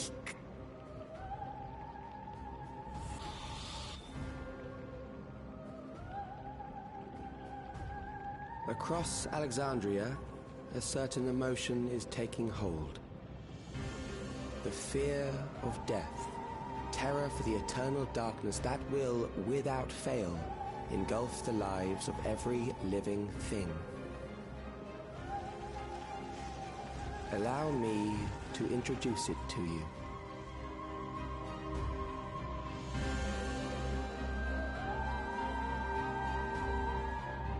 I mean, this would make sense if it was animal, but they probably won't. I got it! I got one! Did he kill the guy? 4,999! That's how many people he said they were up to! I made it just in time. Now to register.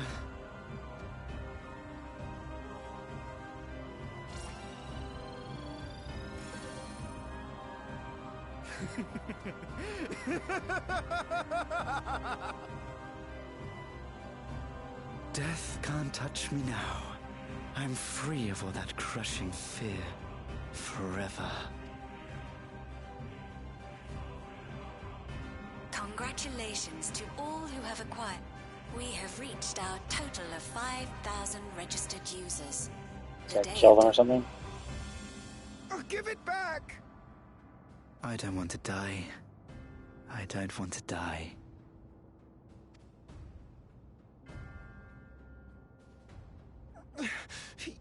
You think that's what I want?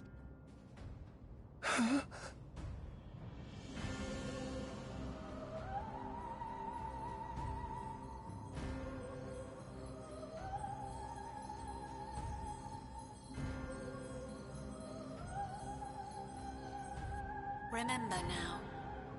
Remember your fear of dying. That terror will carry you across the threshold. Make of you an endless. Oh, I see. So it's basically making all of them the summon. Like, they're the ones who are going to summon it. It's the people who fought the hardest are going to create a summon.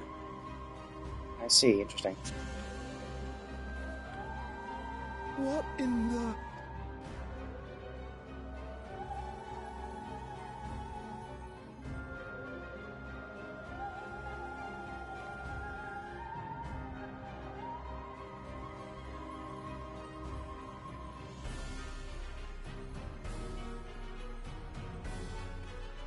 What's going on?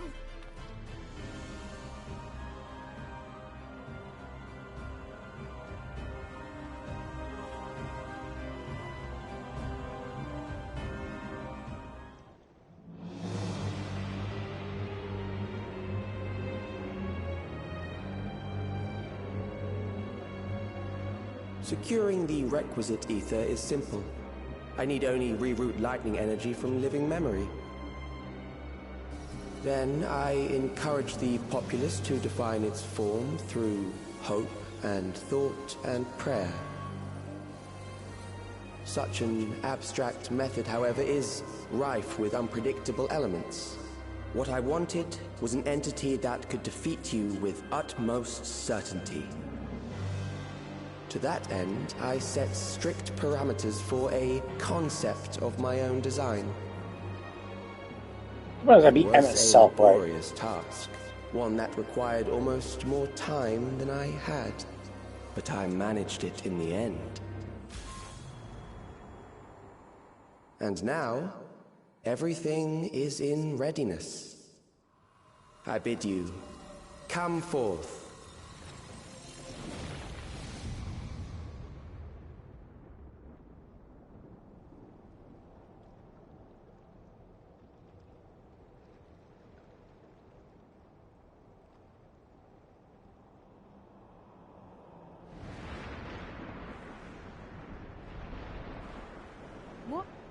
What is that?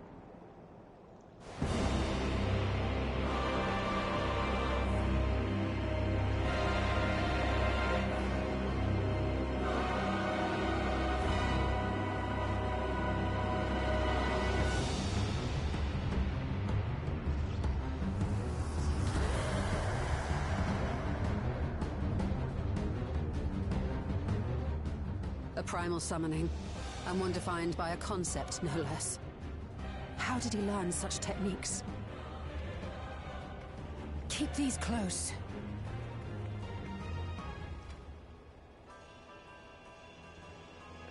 That's the interesting thing. How do you learn that techniques? Obviously, their shard underwent a calamity, right? The calamity of lightning. So clearly, the most obvious thing would be that the Ascians did spread this knowledge in this planet, but maybe the Electrope just made those summonings unnecessary. But the concepts probably did exist because the Ascians were laying the groundwork for the rejoining anyway. That is a false deity, brought into being through the prayers of the desperate and the hopeful. The talismans will protect your minds from being enthralled.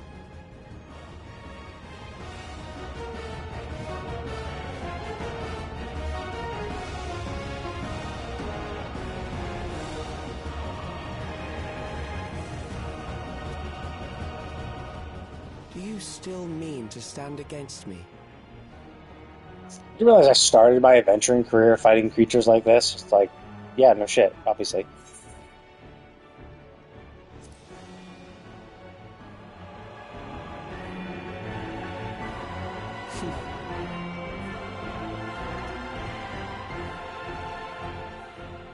That remains to be seen.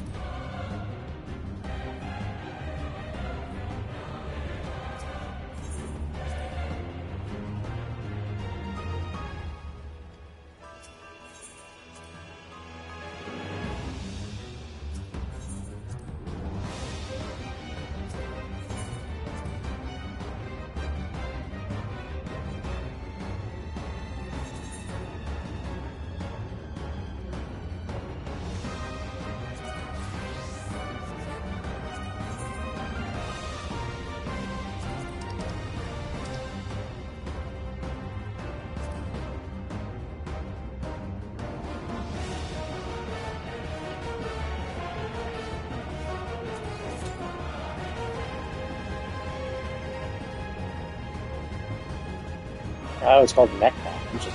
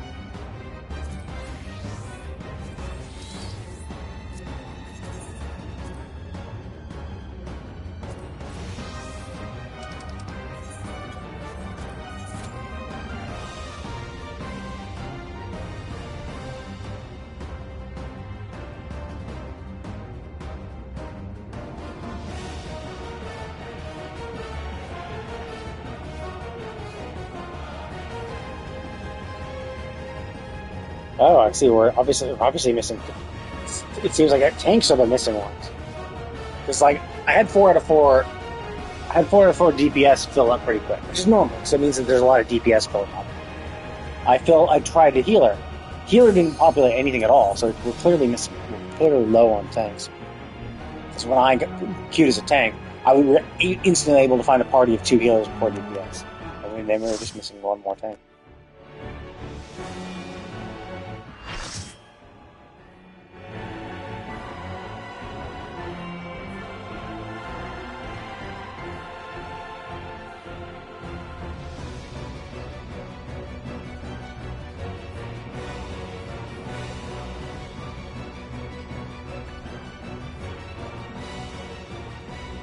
Those who obstruct evolution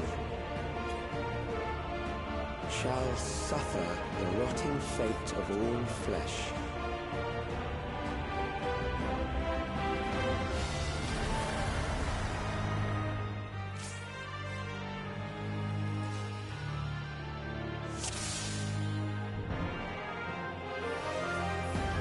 You are bound by the limits of flesh. It will betray you.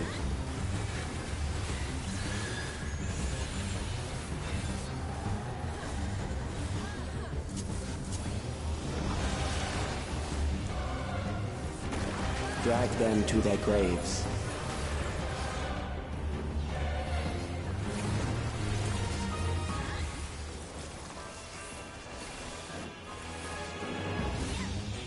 There.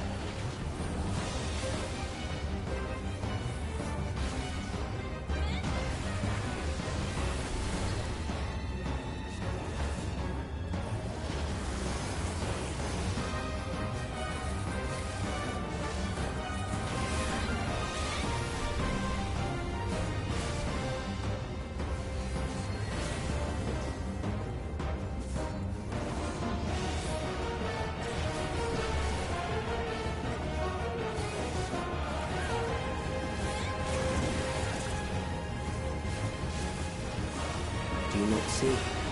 Death is upon you.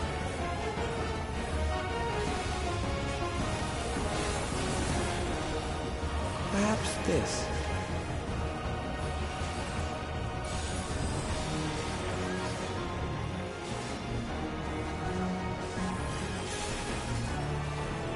Kill them.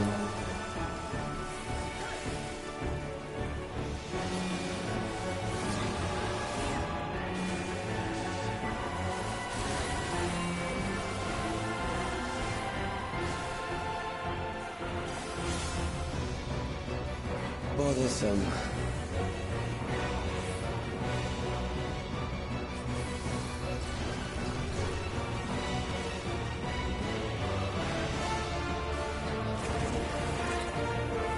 Kill them.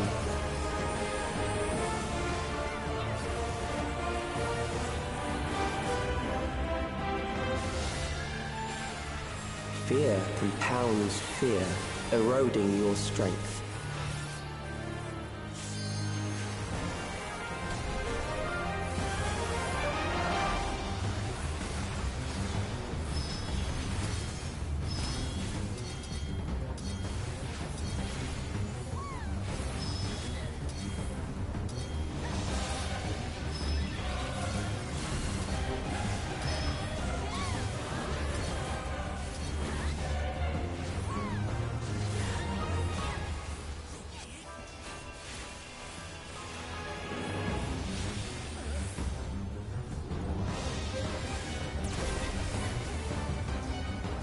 I will reduce you to ether.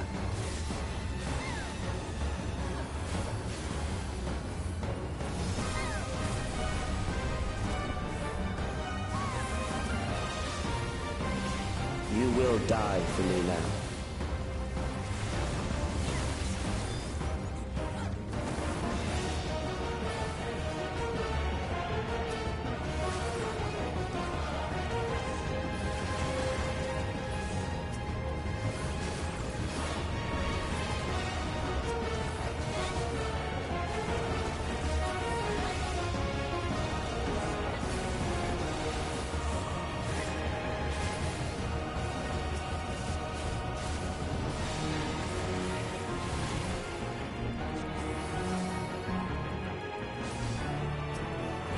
Accepting death is the greatest sin a life can commit.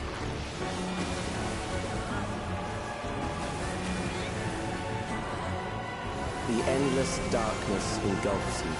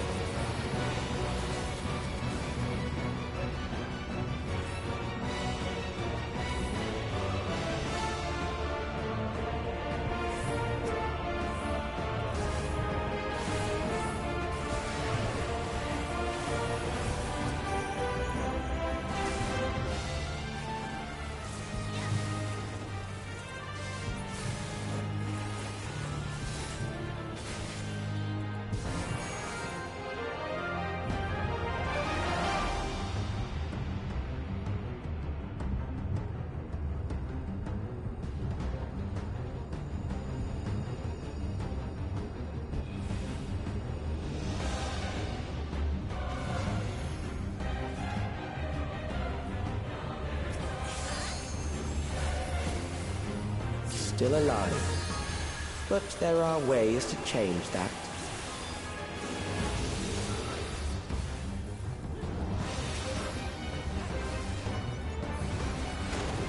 There.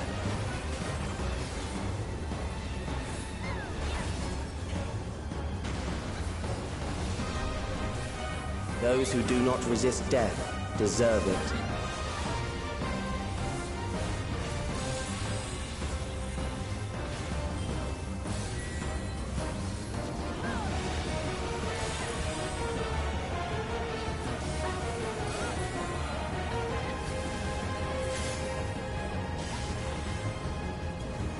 I am prepared for you.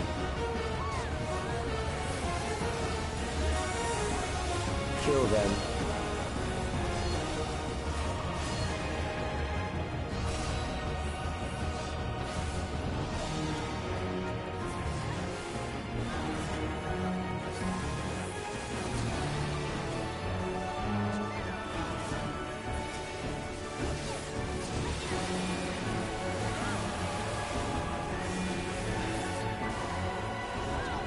Fight, if you must.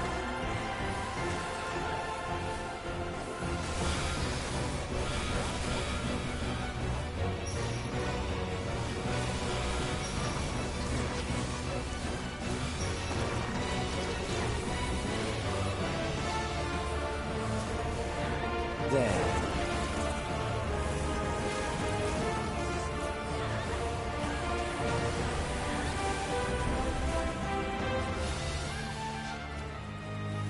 You struggle in vain.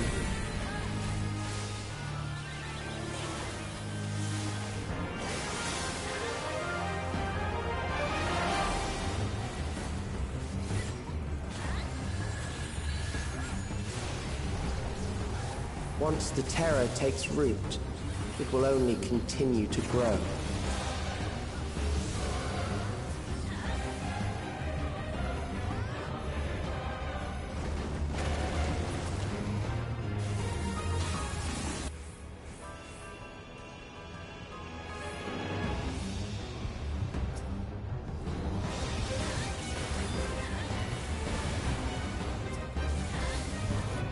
Fear compounds fear, eroding your strength.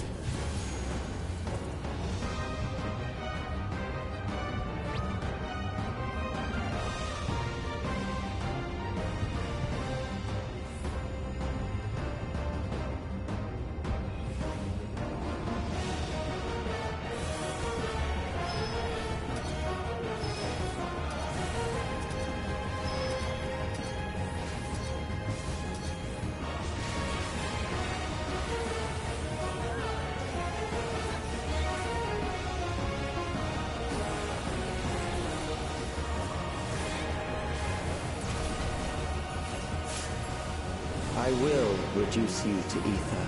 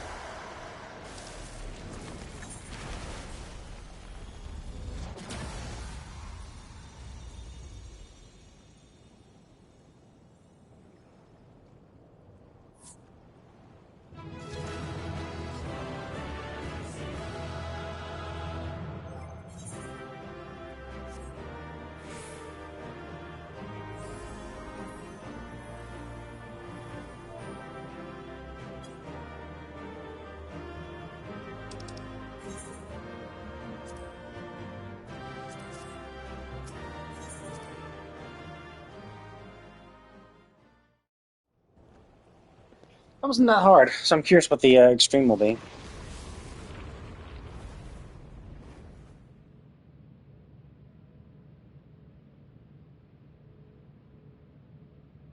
Is it over? Now, the memory bank. Why did you have to run close to it to do that? Yeah, that's surprising. It's shielded. I invited you to destroy it. I did not say I would let you.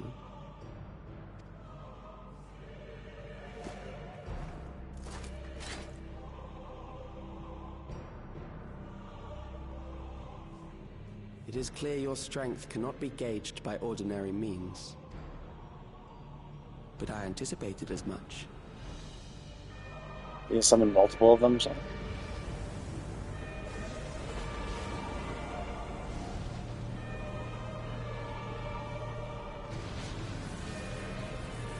Or is one going to be Sphene? Like, it's going to have the face of Sphene.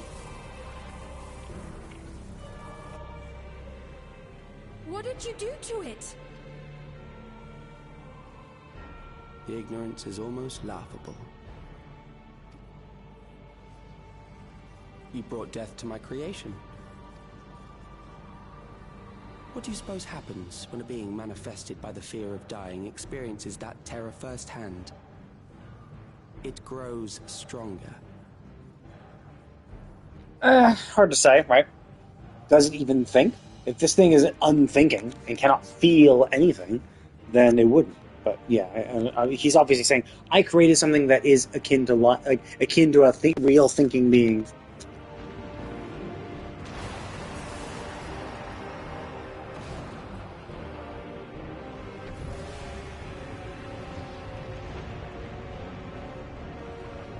I feel it again. that same weakness.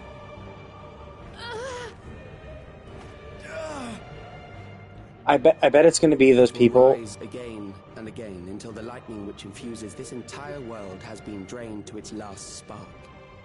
You fight a losing battle. Nah. I bet what's going to happen?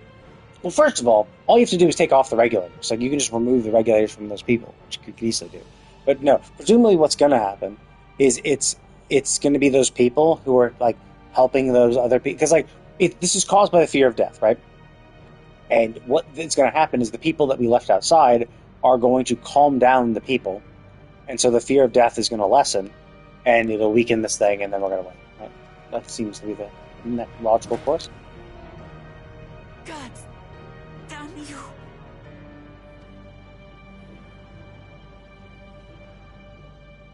Harnessed in this manner, does it not demonstrate just how powerful mankind's aversion to death truly is? You will not prevail against this foe.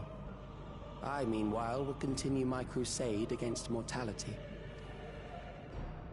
So long as our memories endure, we may live on. That is the promise I offer.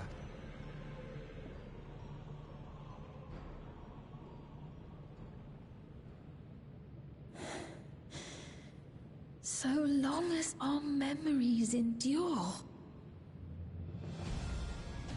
This is wrong, Calyx.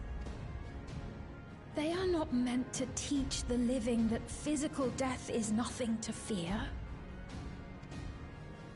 They are meant to offer comfort to those we leave behind. I know that litany all too well. I heard it time and time again over the course of the war. Help me, Shale. I must speak to Alexandria. Make my voice heard.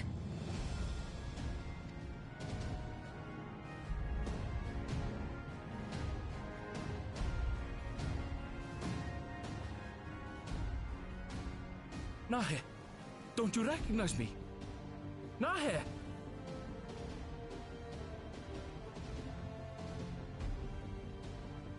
Yeah, they never really talked about, like, because it seems like anyone can remove it, but maybe you have to turn it off, or maybe when it's active like this, or maybe it could do damage. But again, I've never seen anyone even try to remove a connected thingy. What's happening? What?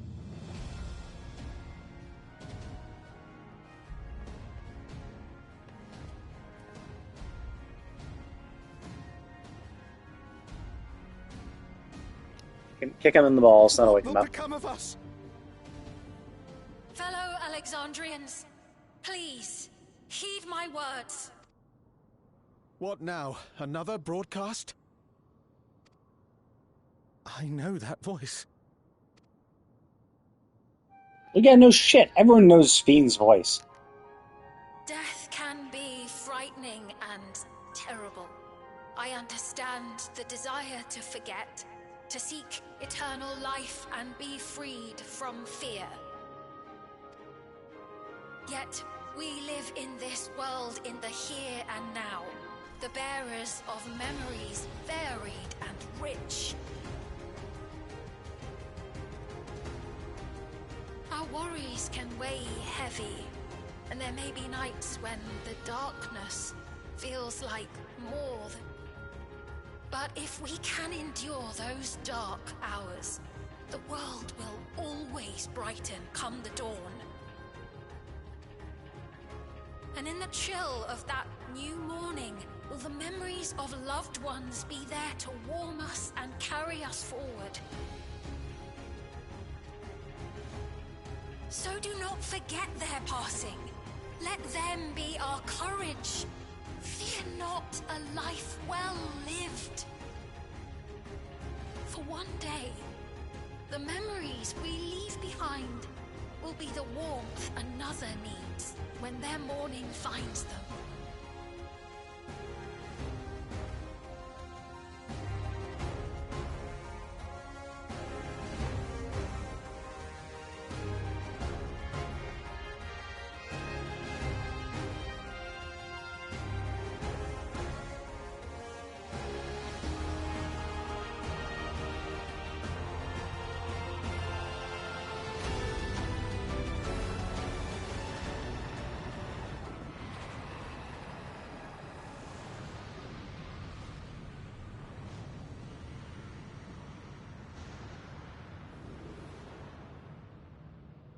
What is this reaction?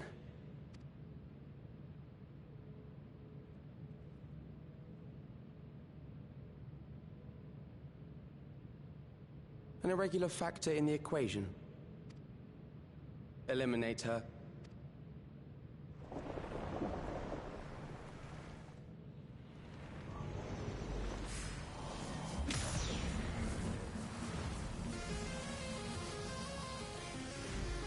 Wow, good thing I chose to be Paladin. No, you don't! Curious, I mean, obviously, it could just make that shield regardless of what weapon I chose. I'm curious if it is literally the exact same. But they can be transferred.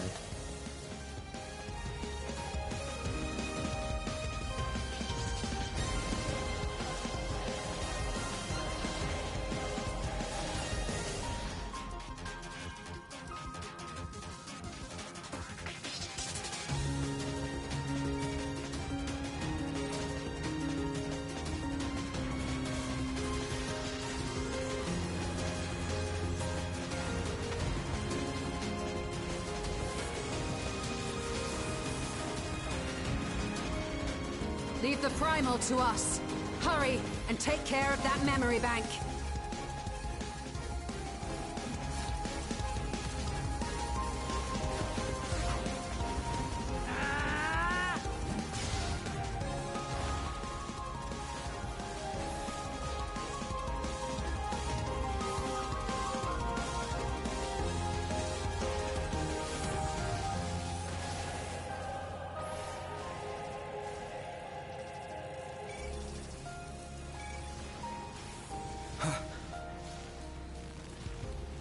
Feeling the fear of death again.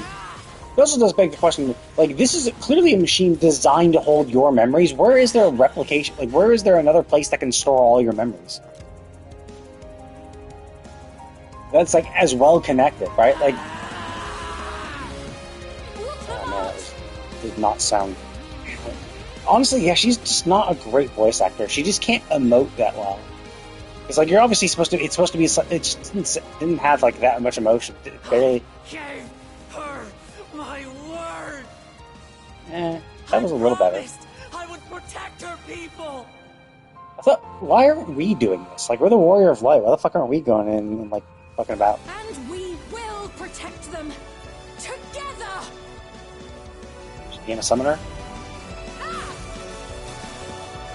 Just going light? Is this a prelude for a new class, perhaps? Well, or no, I guess she is from Alexandria, so it's infused with lightning.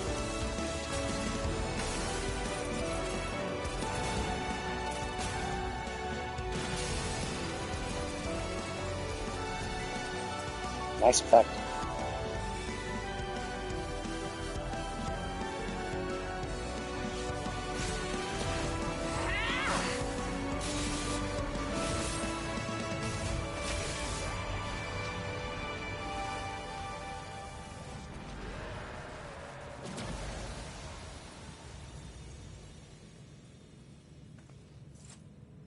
Why are we pausing? Destroy the fucking memory bank. Like, yeah, seriously. Like, got it. She's 2 weeks. Sphene, continue doing something.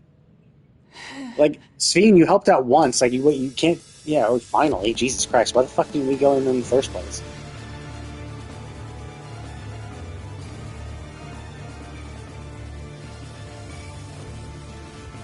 Also does beg the question of why we even waited in the first place.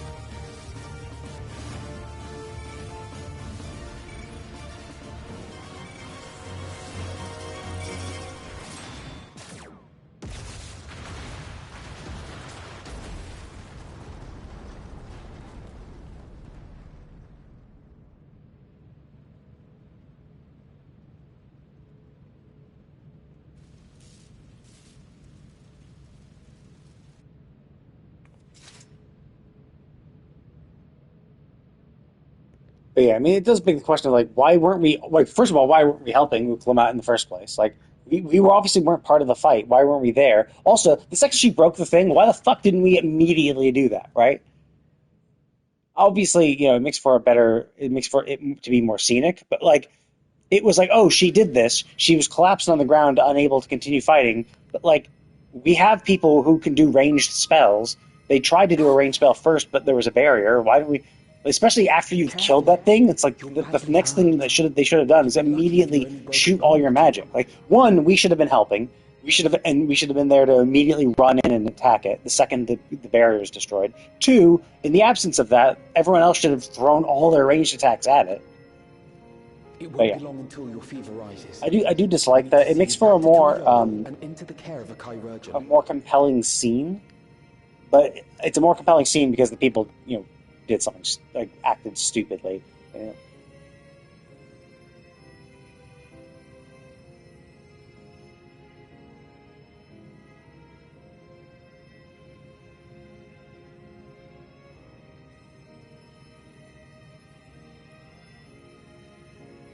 I kept my promise.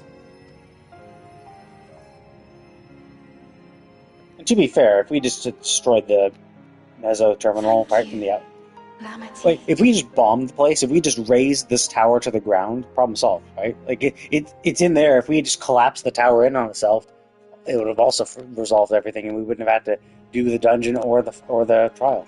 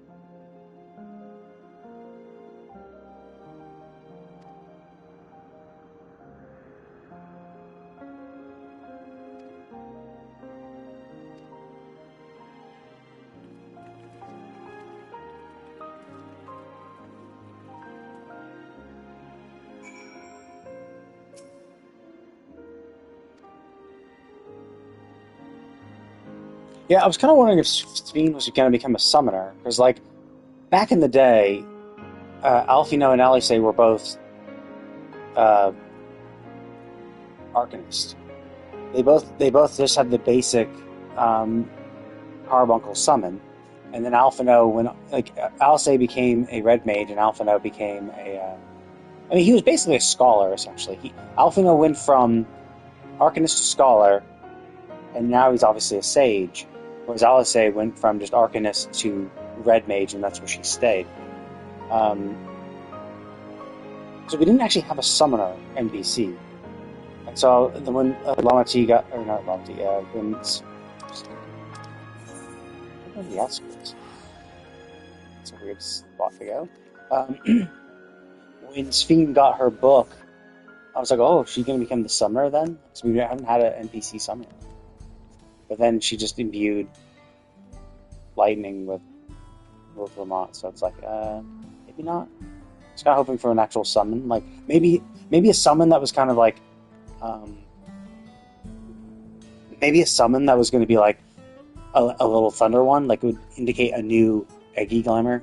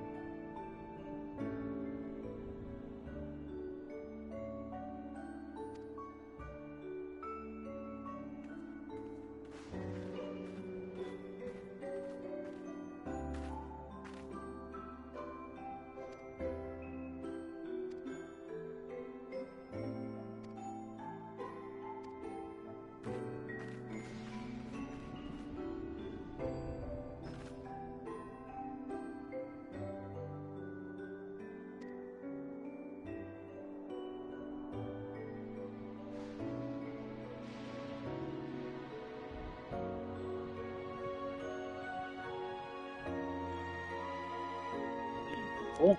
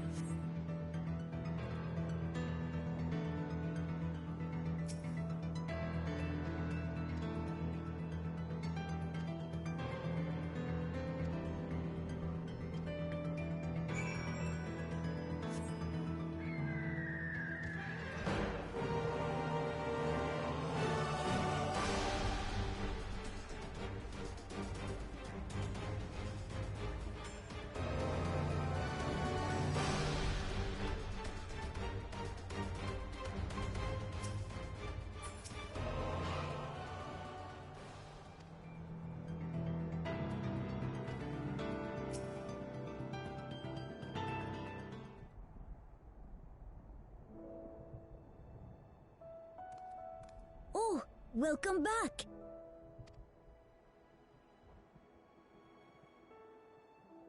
It's been a trial, hasn't it? We heard from Kona. He said that Lamachi is in no immediate danger and should make a full recovery. Vow of resolve indeed.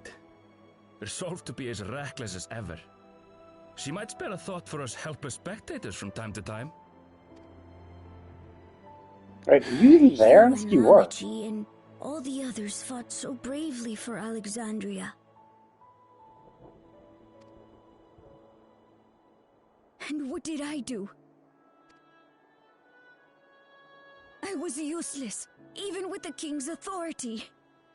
You're a baby. What the heck are you supposed to do? If I were strong, But it is true. Like it seemed like when Zoralja had the king's authority, he could like do everything. He was able to like completely override Sphene and all her shit. And the second Galuljaw gets it, he can't do shit with it, right? Like that's what's so crazy. It just the difference is insane.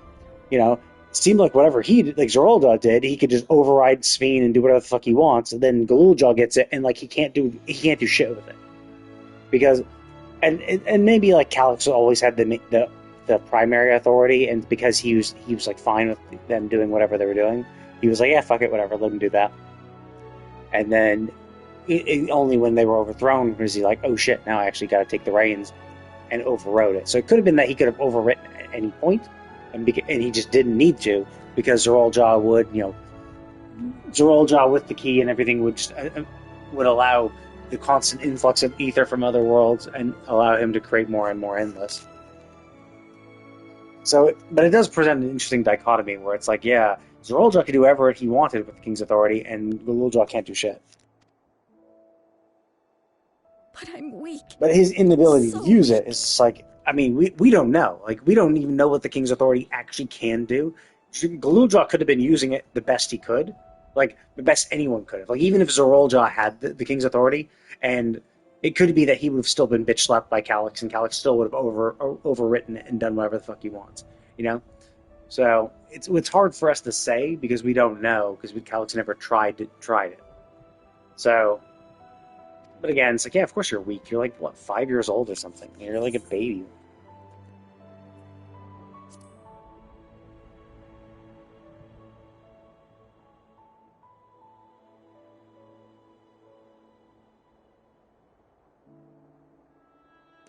Yeah, like no one's born strong. That's why I always found a little stupid when you get those like when you get those like, dystopian worlds where you have like the really powerful strong like guys who like rule over their That's like little right. city with an And iron you have your fist whole saying life ahead of you. no, only the strong should rule, the Most of strong summer. should rule and crush the weak. And it's just like, dude, no one is born strong. Like you just the only reason you became strong is because you yourself weren't crushed when you were weak. So, but like it's just like survivorship bias. We're like, oh, I made it because I survived because I was strong. It's like, no, you made it, you survived because there was no one like you doing the shit that you're trying to do right now. If there was someone who was doing what you're trying to do now, back when you were growing up, you would have been killed, and that would have been it.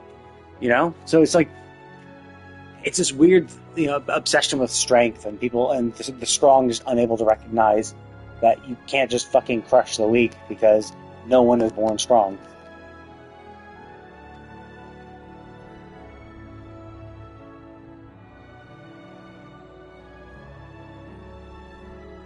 Actually, there's something I'd like you to see.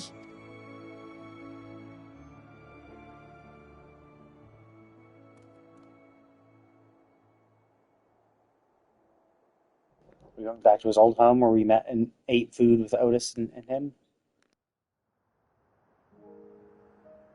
That was this where he buried Otis. This is buried his grandfather and father, or is it just a no? Presumably. My father and Otis' swords. I asked Lamachi to bring them here. Oh, the father's ones are those. Okay, I thought the black one was Zorolja's because like at the final stage, actually no, it's the final stage. He still had dual blades, but he had like robot or not robot like metallic dual like super metallic. I guess those are his original sword that maybe he first got. Maybe those are the swords he had when this world was first merged with the source. I don't remember Otis having a black sword like that though. I've decided to train under a Landsguard soldier and become a swordsman. That's a big commitment. Is it really? I'm still not sure if I want to be the King of Resolve, but I want to be strong enough to protect the people I love. Like lots of people could become swordsmen, right? Like So you have the Landsguard. It's like hundreds of people all doing this. It's like that. It's not that big a commitment. When I'm ready to. I mean, conceptually, I get it. I understand. That's the path I've decided but it's on. like you do realize these swords are going to be like absolute dog shit by the time. Like first of all, one of them is already broken. That's missing part of its handle. The other one looked fine, but like if you're going to just leave them out here for like what 20 years, they're probably going to be like degraded and gross. And even still, like who knows how good they are in the first place? It'd probably be better to get some of the swords that Zoraljah had near the end. Good for you, Galultia. I look for. But no, I mean I get it, right? It's more of a motivational thing, which is fine. When I'm bigger and stronger, you'll spar with me, won't you? Yeah, I'll wipe the floor with you.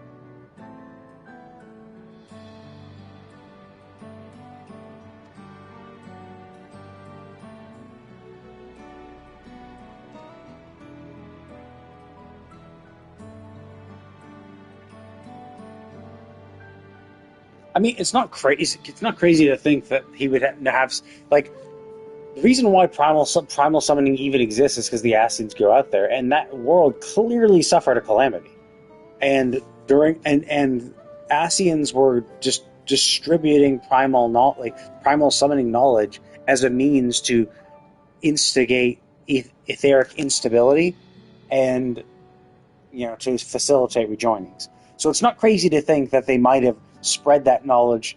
They might have spread that knowledge. Also, the Malalas came from that island nation, and it's possible that they themselves also had summoning knowledge as well, and so they brought those forth. So it's not crazy to think that he, when scouring, because remember he's also like living in a memory repository. So anyone in there, he could have been like scouring their memories and found it that way too. So it's like there's so many potential possibilities, especially because all souls from all shards are essentially just like shattered Ascians. So it could have been that like one of enough of a portions of a soul, of an Ascian soul, were collected in living memory, and he was able to piece together that aspect of it is like the easiest to explain, and there's like so many easy ways that would make sense for him to know that information, especially considering he had hundreds of years to do all this shit.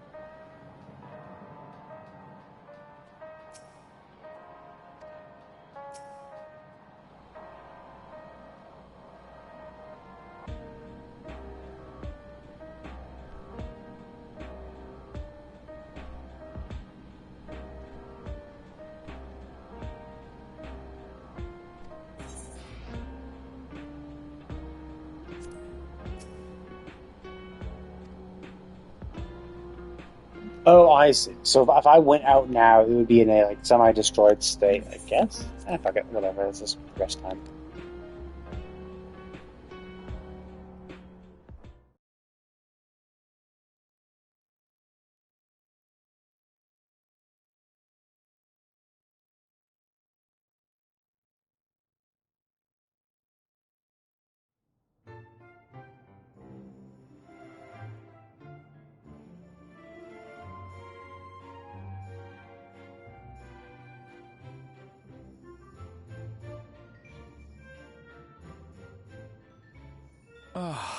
What an absurdly long report. Even working together, it took us an age to finish. Well, to be fair, it was a rather absurd series of events. The mystery behind Grandfather's letter took us further than we could have ever imagined. Truly. It feels like a lifetime ago that it all began. Right then, one last bit of proofreading.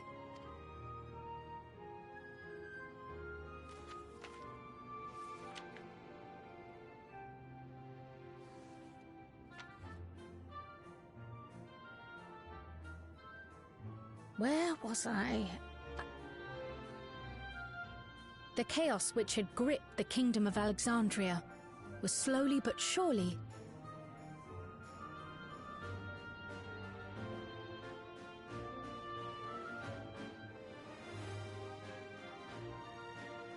the thorough investigation conducted by Oblivion was one of the primary factors contributing to this recovery.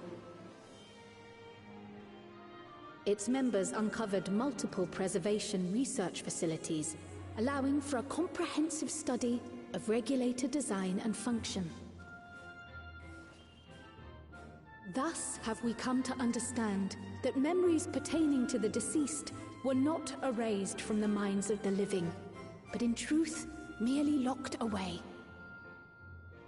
Oh, interesting. Permanent gaps in one's memory were to be avoided, as inconsistencies would arise during endless conversion. I see. That makes a lot of sense. Instability. Because I was gonna say, like, because like your parents like taught you what you knew. Just like ripping, like forgetting all about them, wouldn't that like change your personality? That's I see. So it just made it hard for you to actually pull up the memory specifically of that person, but didn't affect, because the memories were still there, it didn't actually affect the architecture of your memory. Plans for a memory restoration initiative, open to willing participants. This reignited the discussion surrounding mortality, as people continued to debate how best to face the inevitability of death. No matter the answer at which they arrive, it is certain to herald a major shift in the nation's philosophy.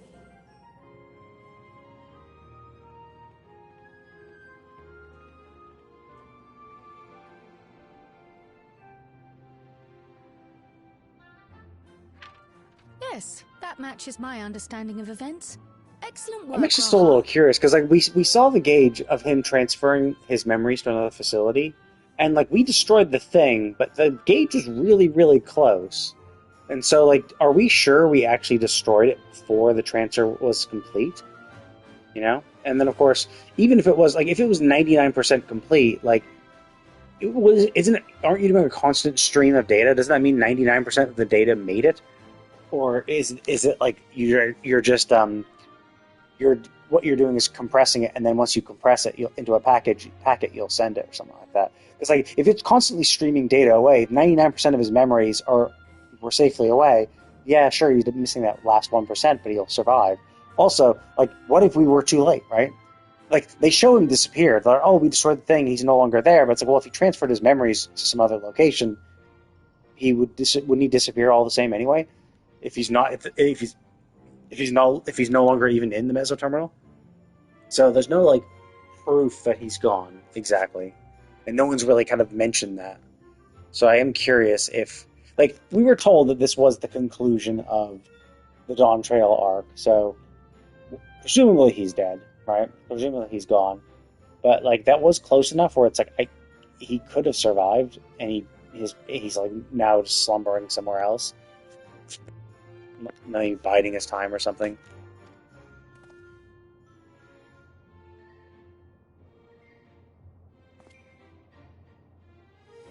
I'm glad it serves. Shall we?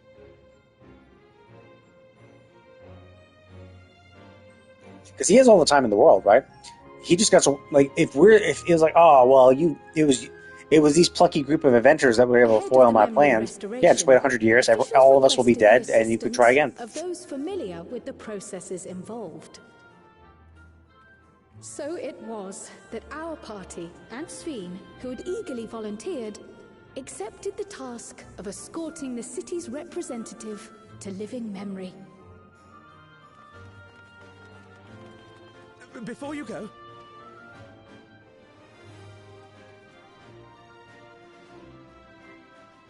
we just wanted to say that we haven't made this decision lightly. No matter how frightening or painful they may be, we need to face our memories. Not only to... Or are they just here for the memory unlocking? We'll be waiting.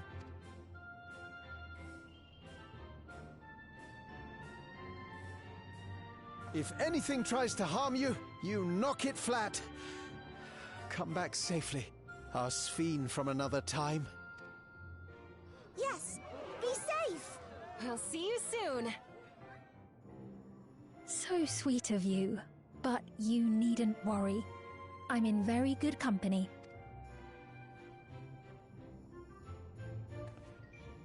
Thank you all for your well wishes.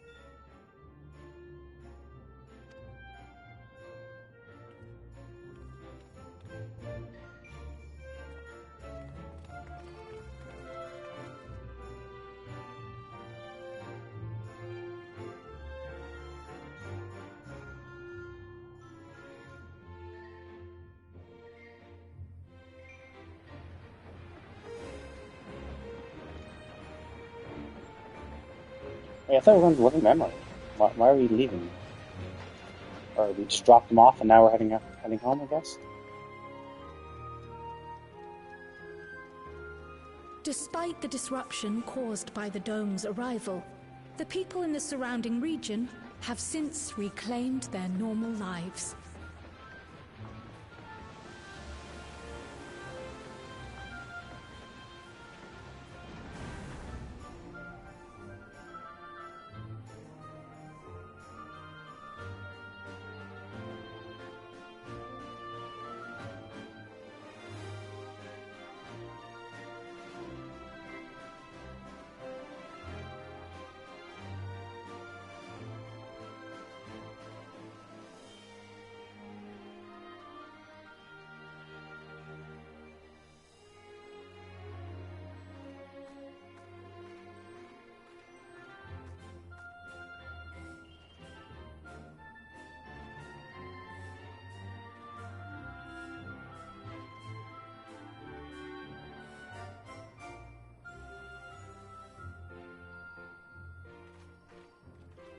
The Tural which Galul Jar Jar united is nothing if not resilient.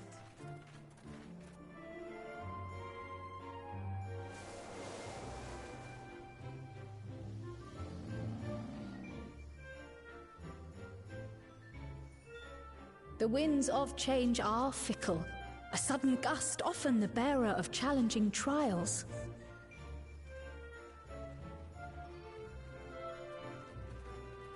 Wait, no, the representatives with it. Well, I thought we were going to Living Memory. Didn't they just say we were going to? We were taking the representative to Living Memory. So why did we leave? But so too do they spur us onward, keeping our feet ever moving along life's path.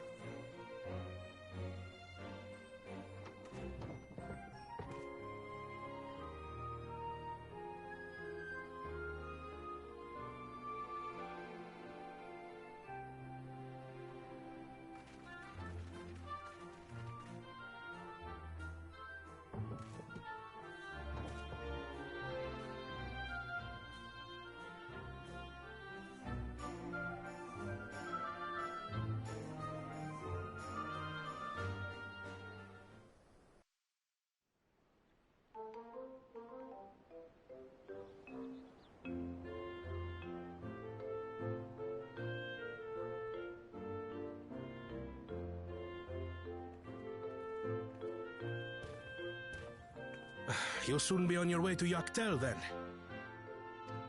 Yes, we've just come from making arrangements with the director Oh. master. Preparations for the flight Oh is still yeah, so that's I'm what. doing a That's little why. sightseeing. I keep forgetting because like we just teleport there. Like, well, I just teleport there, so I just assume yeah. I forgot. Yes, the way into Living Memory was from the gate within Yaktel and the Cenote, which is weird because that's the back way. Like that's the secret entrance we had to do because we didn't have the authority to get in the normal way. So I don't see why we have to go that way. I mean, can't we just open the normal gate? Like, because like isn't like the whole point of Living Memory? It's like on the like 13th or 12th or 11th floor of like it's Solution 9's on the 9th floor. I thought the whole point of Living Memory is like on the 13th or on the top floor of the Everkeep. Where Solution 9 is. So I thought if we're going to Living Memory, we just go up the elevator and stop, like, there we are, right? Like, we only had to come in the back way through the portal that Preservation made because we were doing it without authority.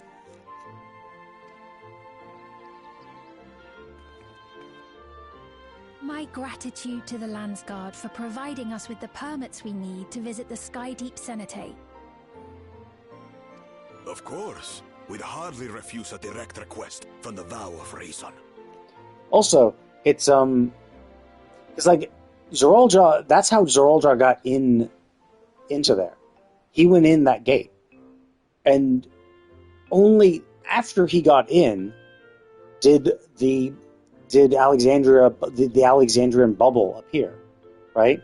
So like that's the thing. He went into Living Memory and got from Living Memory out of there into the rest of Everkeep. So like there clearly is another way. Like I don't know why we have to go all the way. I don't know why we have to leave the Everkeep to go into the back entrance of Everkeep to get to Living Memory when we have the authority to get there directly. Our vigilant comrades at the gate will...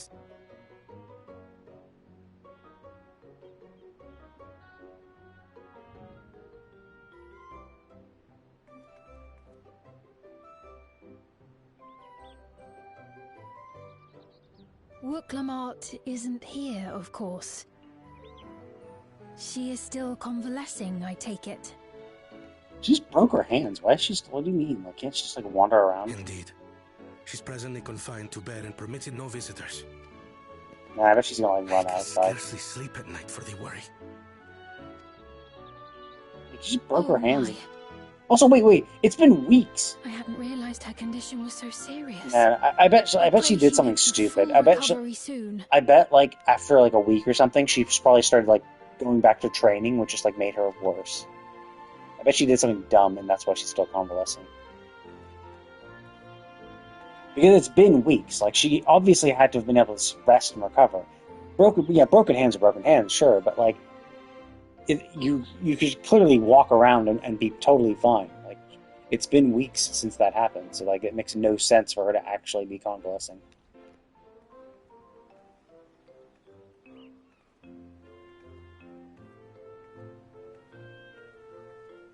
Greetings! What a rare pleasure this is! Is something wrong? Your friend looks like she had some bad news.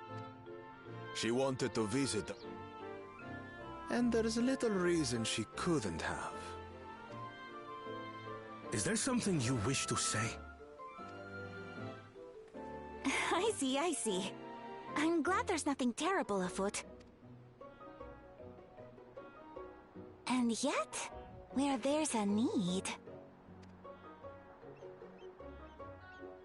Sorry, I just remembered a pressing errand. Let's talk again soon.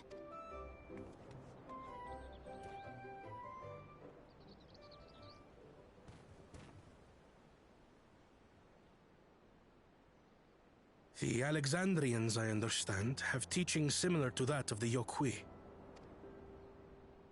Our flesh may wither and die, but so long as we are remembered, we are never truly my father's last words. I've long considered their meaning. The living can find strength in the memories of those we've lost. They can help us rise to meet our trials in the present.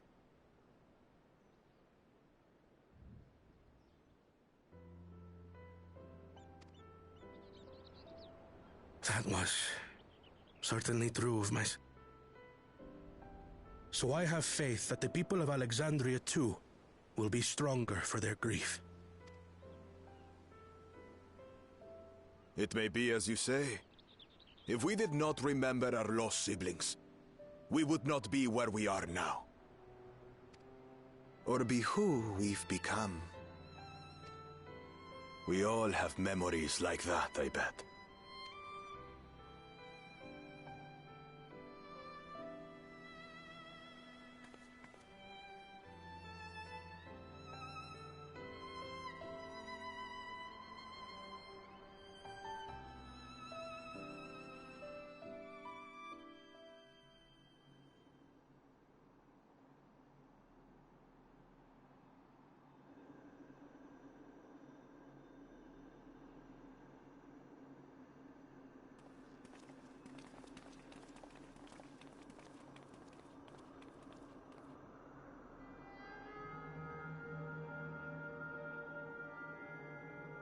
Well, we made it. The journey was so smooth as to be almost disappointing. I can only agree, especially after our first visit felt so fraught with danger. It's the curse of experience, my friends. Before we know it, the extraordinary becomes everyday. Life is an accumulation of such things, both the happy times and the sad.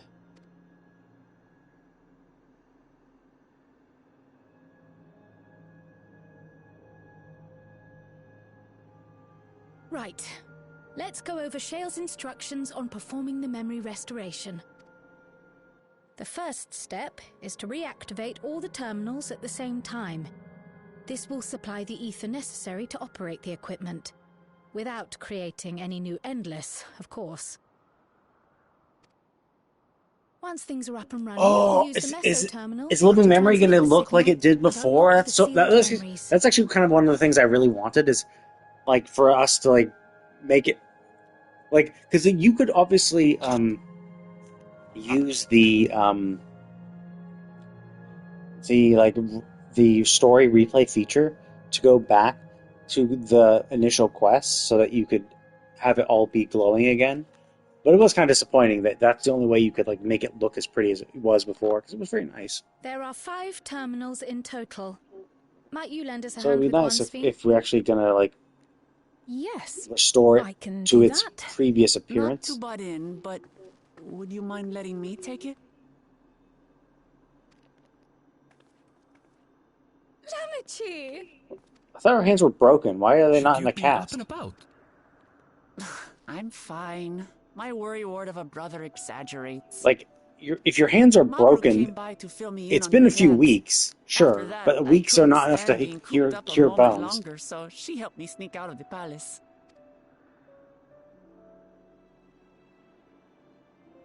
I'm so glad to see you're well.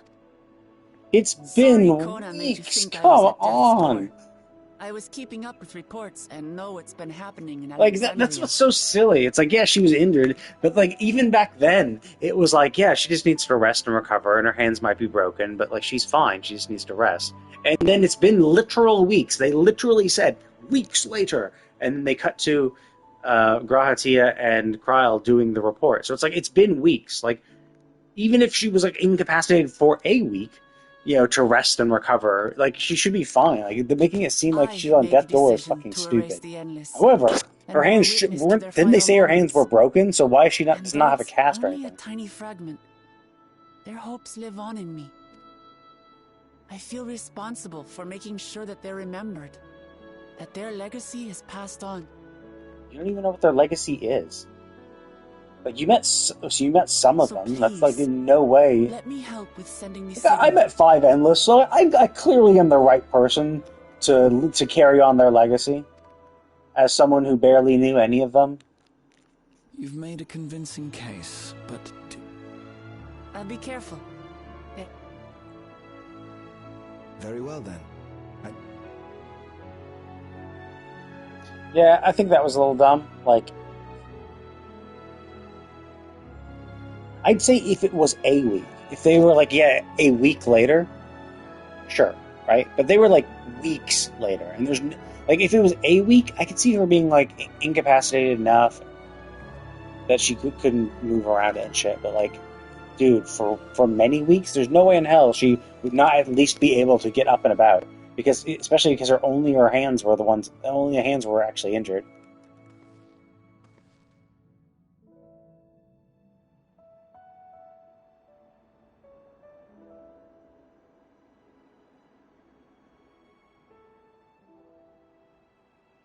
They're available, yep, for some others one.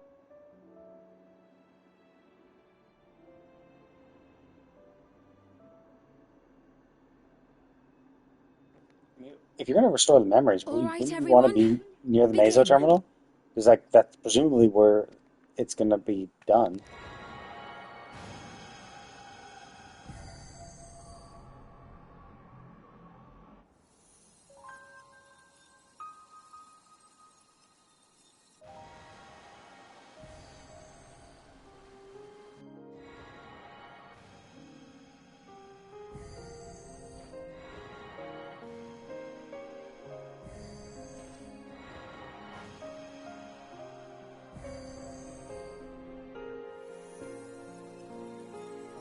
Can you get the good appearance back?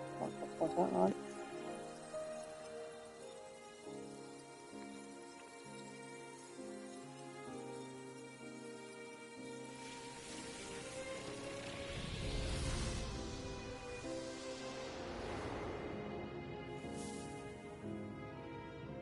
Yay!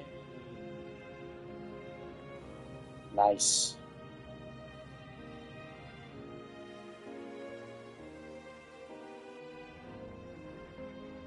Was the sight we saw no more than a trick of the light.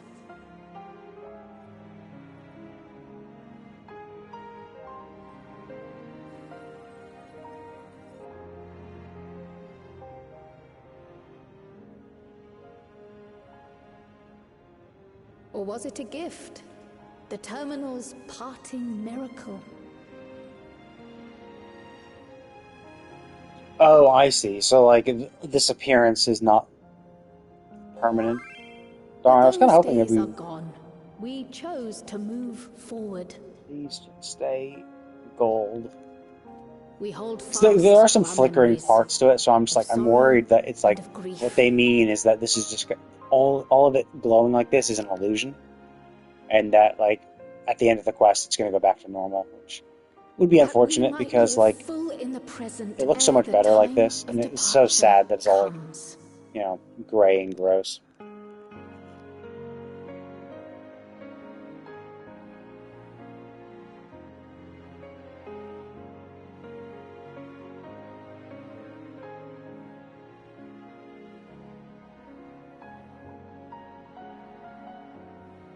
Let's go home.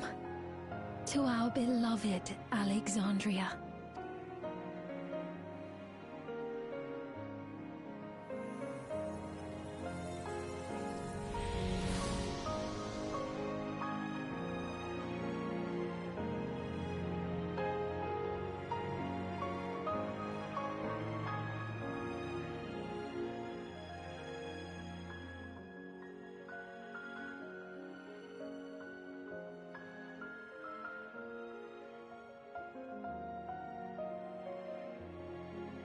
Okay, so it might be permanent. I really, really, really hope it is. The second this, I mean, if we don't pop out in living memory, I'm just gonna go straight to living memory, and I want to make sure that we keep that appearance because I always liked it, and it was always a little disappointing that when we turned off the terminals, it basically undid the illusion of the city, which made it like, you know, much more depressing and dreary.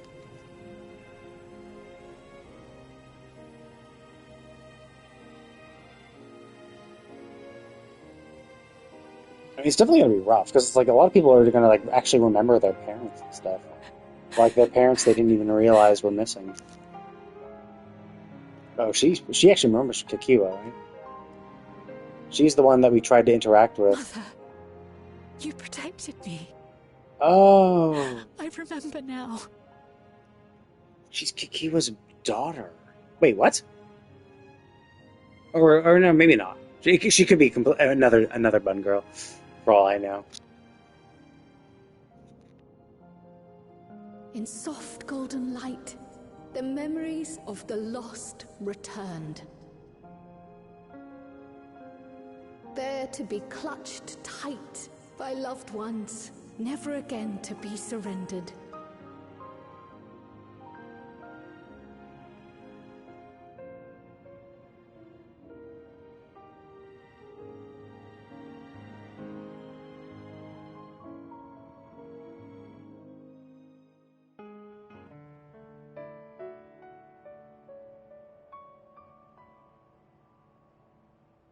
I am humbled by all you have done in service to our nation. On behalf of its people, I offer our most heartfelt gratitude. How much is that gratitude worth? Because I have a few mounts I could really go for.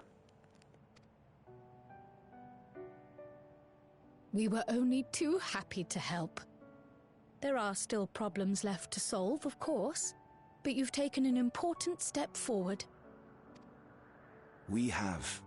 It's as if we were frozen in time, but now the ice has begun to thaw.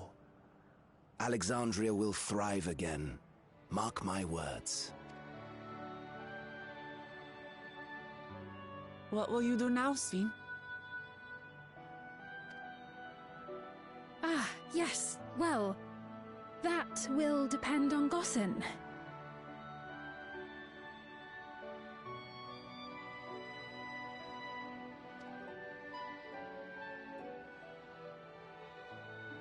With your permission, I wish to continue living in Alexandria.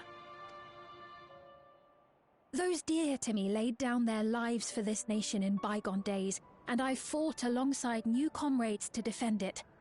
I would continue serving it if you'd let me.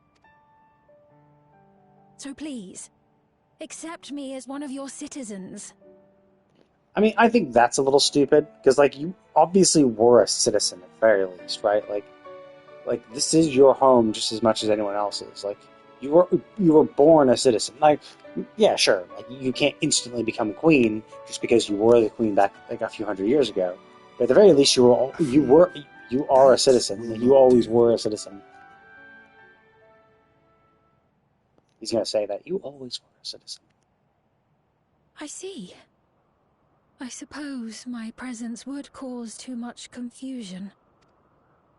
Now hold on a moment. You have to reconsider. I'll vouch for her myself.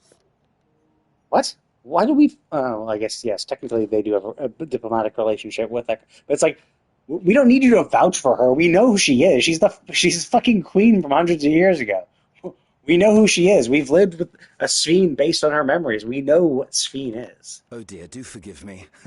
I've caused obviously what he was going to say was that you've always been a citizen. You don't what I need... meant to say is, it will not do for you to be an ordinary citizen. The people have been most insistent that you take your rightful place as queen. As queen? When despair held us in its thrall, it was your voice, your words, which led us to salvation. We would not ask that you perform the same duties as our previous ruler. The structure of both government and nation is to be re-examined and revised such that the burden doesn't fall upon you alone. Well, also, like, the whole point of it was, like the previous government was, like, yeah. If that is acceptable, we implore you, please live among us and lend us your gentle guidance. The Alexandrian monarchs of old cared for us and fought for us, and you stand proud among them. But I... Oh, what of Galuja? You have him, don't you? Alexandria has 2 thrones to fill now. What one ruler might struggle with, the 2 of you can accomplish together. Guluja's still young, though, so don't expect too much of him just yet.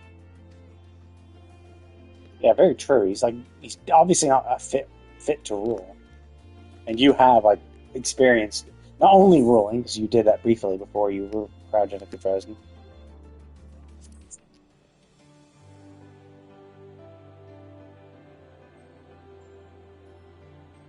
Yes. Yes, you're right.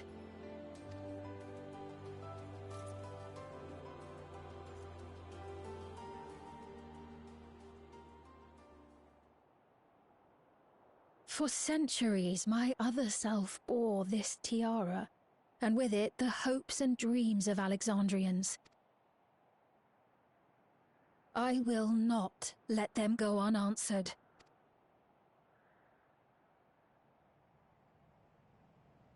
I will heed the wishes of the people. And go to war with Tuliyola. We shall conquer them. With peace and prosperity for Alexandria as my foremost purpose. Oh my god, there's going to be so many people. The role of Queen of Reason. Oh no, the song. There are going to be so many fucking people who are gonna fucking... Gonna insult this just because of the song appearing now.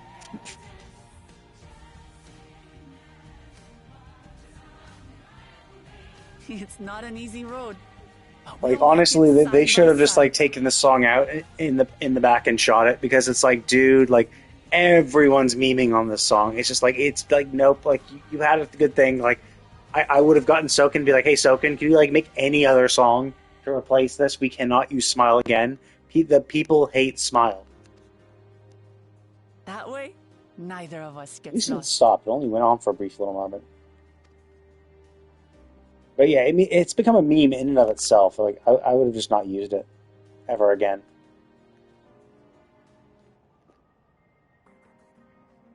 Thank you. Thank you all so much. God bless us, everyone.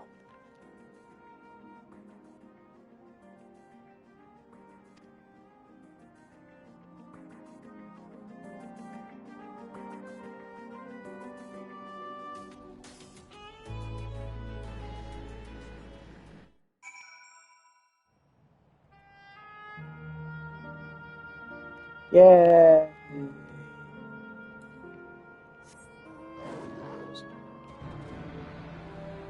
Nice.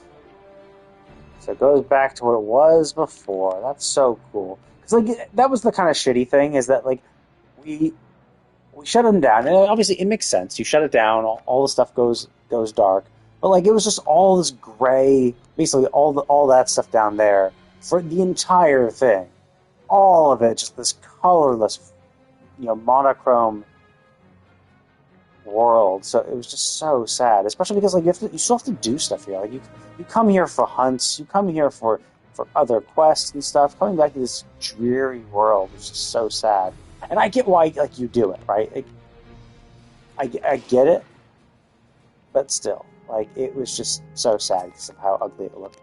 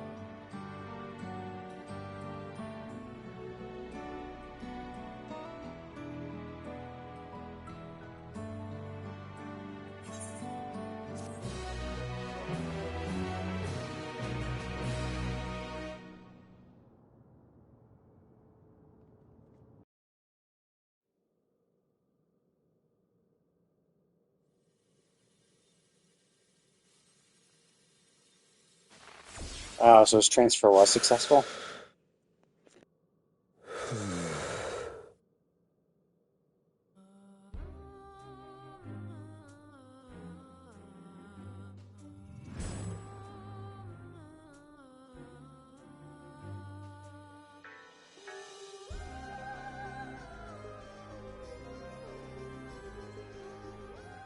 Why are you sweating though? Like that's yeah. You're not. Yeah, you're not even like you have no body. So why would you have any I was physiological reaction? overconfident. Prudent course would have been to wait until I'd calculated an insurmountable advantage. A rash decision. One perhaps influenced by the others and their developments.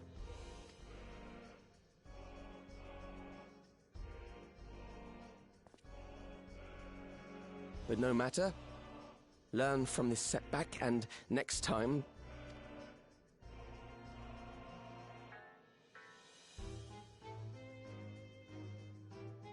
Next time? How much time and effort did I pour into this master plan? I had it. I had it. At long last, I was to open a new path. Those imbeciles and their damnable heroics.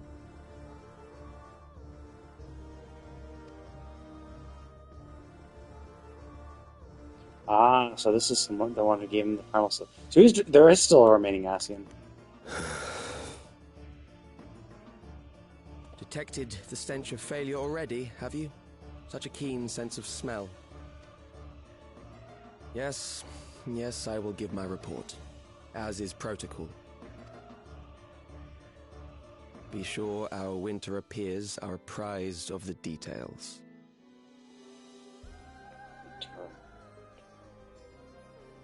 Winter. Yeah, I don't remember. Yeah, I don't think I've mentioned that term before. I mean, it's not surprising that there are other Ascians, because, like, in theory, any Ascian, there's the potential for any soul on the source to essentially become kind of like an Ascian, because once they, like, it could be that anyone on the source awakens. Nice.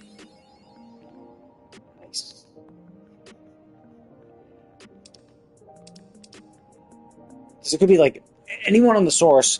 Once you have enough souls, like once you have enough portions of an ancient soul, it could be that any one of the people on the source awaken the echo and resonate with, and like anyone who's like maybe collected a portion of one specific soul, because there could have been multiple people who worshipped the Zodiark and maybe were complicit in its summoning, not directly, like maybe not the convocation, but like people who did work for them, because like that's kind of what happened, right? That's what Emmett Selk and the like were all doing, is they were all and that's what they did for Fandaniel and Ammon.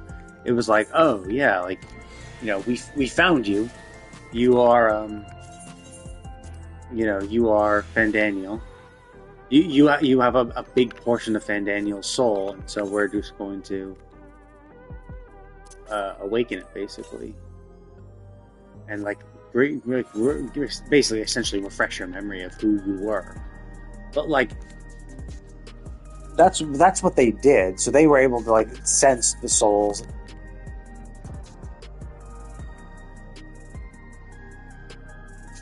They were able to sense the souls and able to find them, but like realistically, that could happen naturally.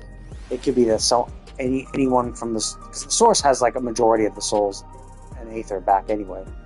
So it could be that an Ascian soul has like combined, or an ancient soul has combined enough where it's like, yeah, and then is reborn, and that person just naturally awakens the echo through some reason or another, and then is able to resonate with that ancient and could become the next Ascian. I mean, and so, that could be an actual proper Ascian too. Like there were tons of Ascians, and yeah, sure, and Baelsar was like killing them because that's why he had all the masks and shit. But like they, were essentially immortal, could come back. And while they might have lost like the main Ascians, the unsundered, there could obviously still be a lot of sundered ones left.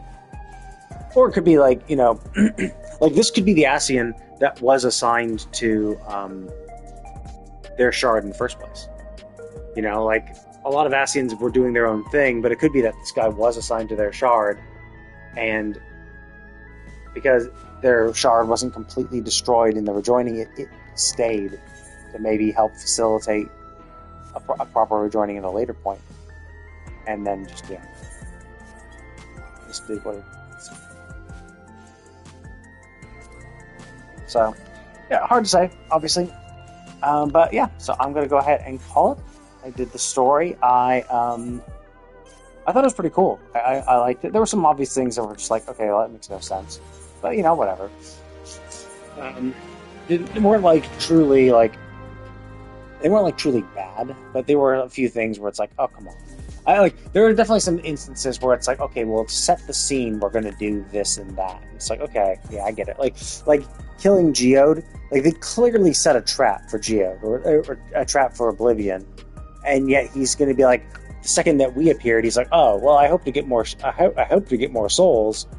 But now that you found me, like, okay, like I didn't want to do these meaningless fight, but it's like, well, you're the one who laid a trap for us, like. If you didn't want a meaningless fight, then why would you lay a trap? That's clearly you're trying to entrap us. So like it makes no sense for you to like. Now maybe it's like, oh, I tried to just trap you and get you one by one, and now there's just too many of you, so I know when to cut my losses. But then I wouldn't say I would provide meaningless fight. Yeah. And generally, it's just like I think the motivation was a little silly, the undying aspect of it, because it's like. We know how silly it is to be undying and how stagnate life. And I also think it was also a little dumb because he's like, oh, I want eternal life, or only with eternal memories can that truly be life. But at the same time, he's not doing any proper like it doesn't seem like he's trying to find the best people, right? He's like, oh, we need 5,000, but it's like he's not looking for the best of the 5,000. He's just looking for 5,000. That's it. So you're not getting the best and brightest of all the Alexandrians. Some of them, you might have gotten some, sure, but it didn't seem like it was that much thought went into deciding who would get the new regulators. So at that point, it's just like, so you're going to create a bunch of immortal people, and some of them are just going to be average Joes, like just regular average citizens who aren't really going to contribute to society. Like, you have a limited amount of people you can turn endless, and you're going to make, quote unquote useless people into endless. Like, why? Like, what's the point of doing that? Like, so I think that wasn't well thought out. Like, and you could argue that he was just far too focused on himself, or just the concept of eternal life, and not really.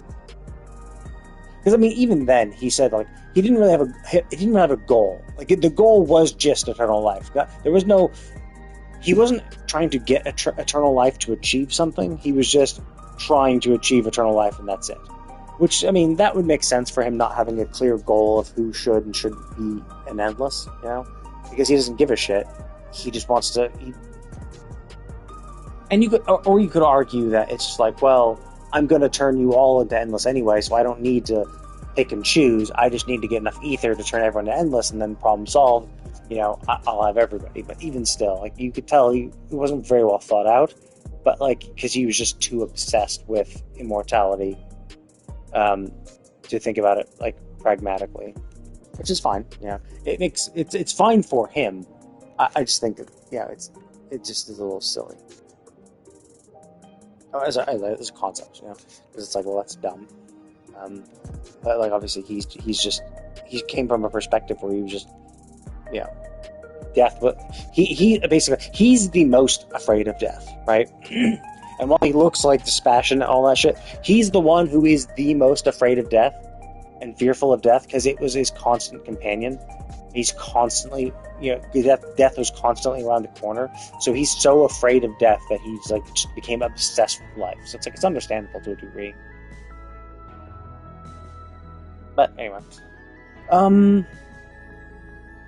yeah, I enjoyed it. The dungeon was really interesting. I think the mechanics were pretty cool. That was really interesting when it was like we got tethered. The second boss, where every single one of our party got tethered to an ad, and we had to kill the ad while avoiding mechanics. It does kind of suck for healers because the healer has to like heal everybody, but no one's grouped together. So it's like you can't use cure 3 or any close cures, and even for the big bubble shields, sure, if you pop it in the center, if everyone's kind of like on the inside portion of their circle, they can be in that shield. But it's hard to stay in that shield while also dodging other mechanics as well. So definitely kind of sucks to heal that. But it is what it is. So let me. So that's everything here, right? No other. Okay, cool. I need to go to spend my tomes to get more weapons, more relic weapons.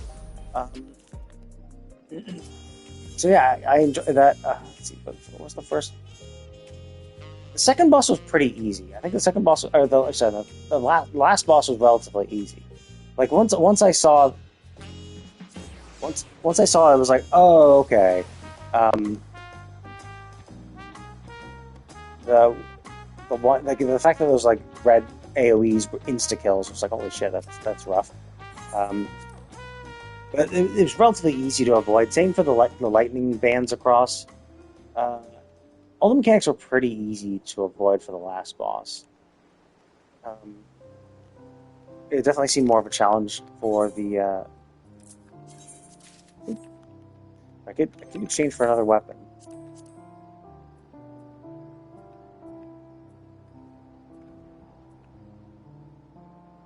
I could get the last tank weapon.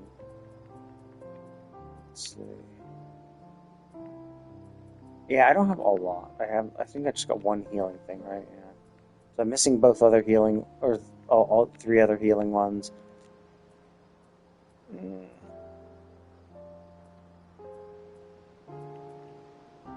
Oh yeah. Okay. I have two DPS. Anyway. So, and actually the Necron seemed pretty easy too. So I imagine there's going to be more to it. I imagine like doing Sphene, I could kind of foresee how they would make it more difficult. I just can't imagine how Necron's going to be more difficult. Like I imagine like obviously some of his mechanics will not have the AoEs to like let you know, so you have to do it. You have to just do it based on maybe visual tells. But I am kind of curious what the extreme is going to be, because it doesn't seem like it was that hard. Like there didn't seem to be that many mechanics that could like be super difficult. So I'm curious. And sometimes it's just like, oh well, it's just like 2 mechanics that you see that happened like layered on top of each other with no AoE on the ground. So we'll see how that works, or just go faster, stuff like that. That's a common thing, but either way, I'm curious what it will end up being. But yeah, it was a fun fight. I do not get why people do this. Like, I guess they only waited 7 minutes, but it's like, why? Just queue up. Like, I just don't get it. Oh, yeah, I could do this.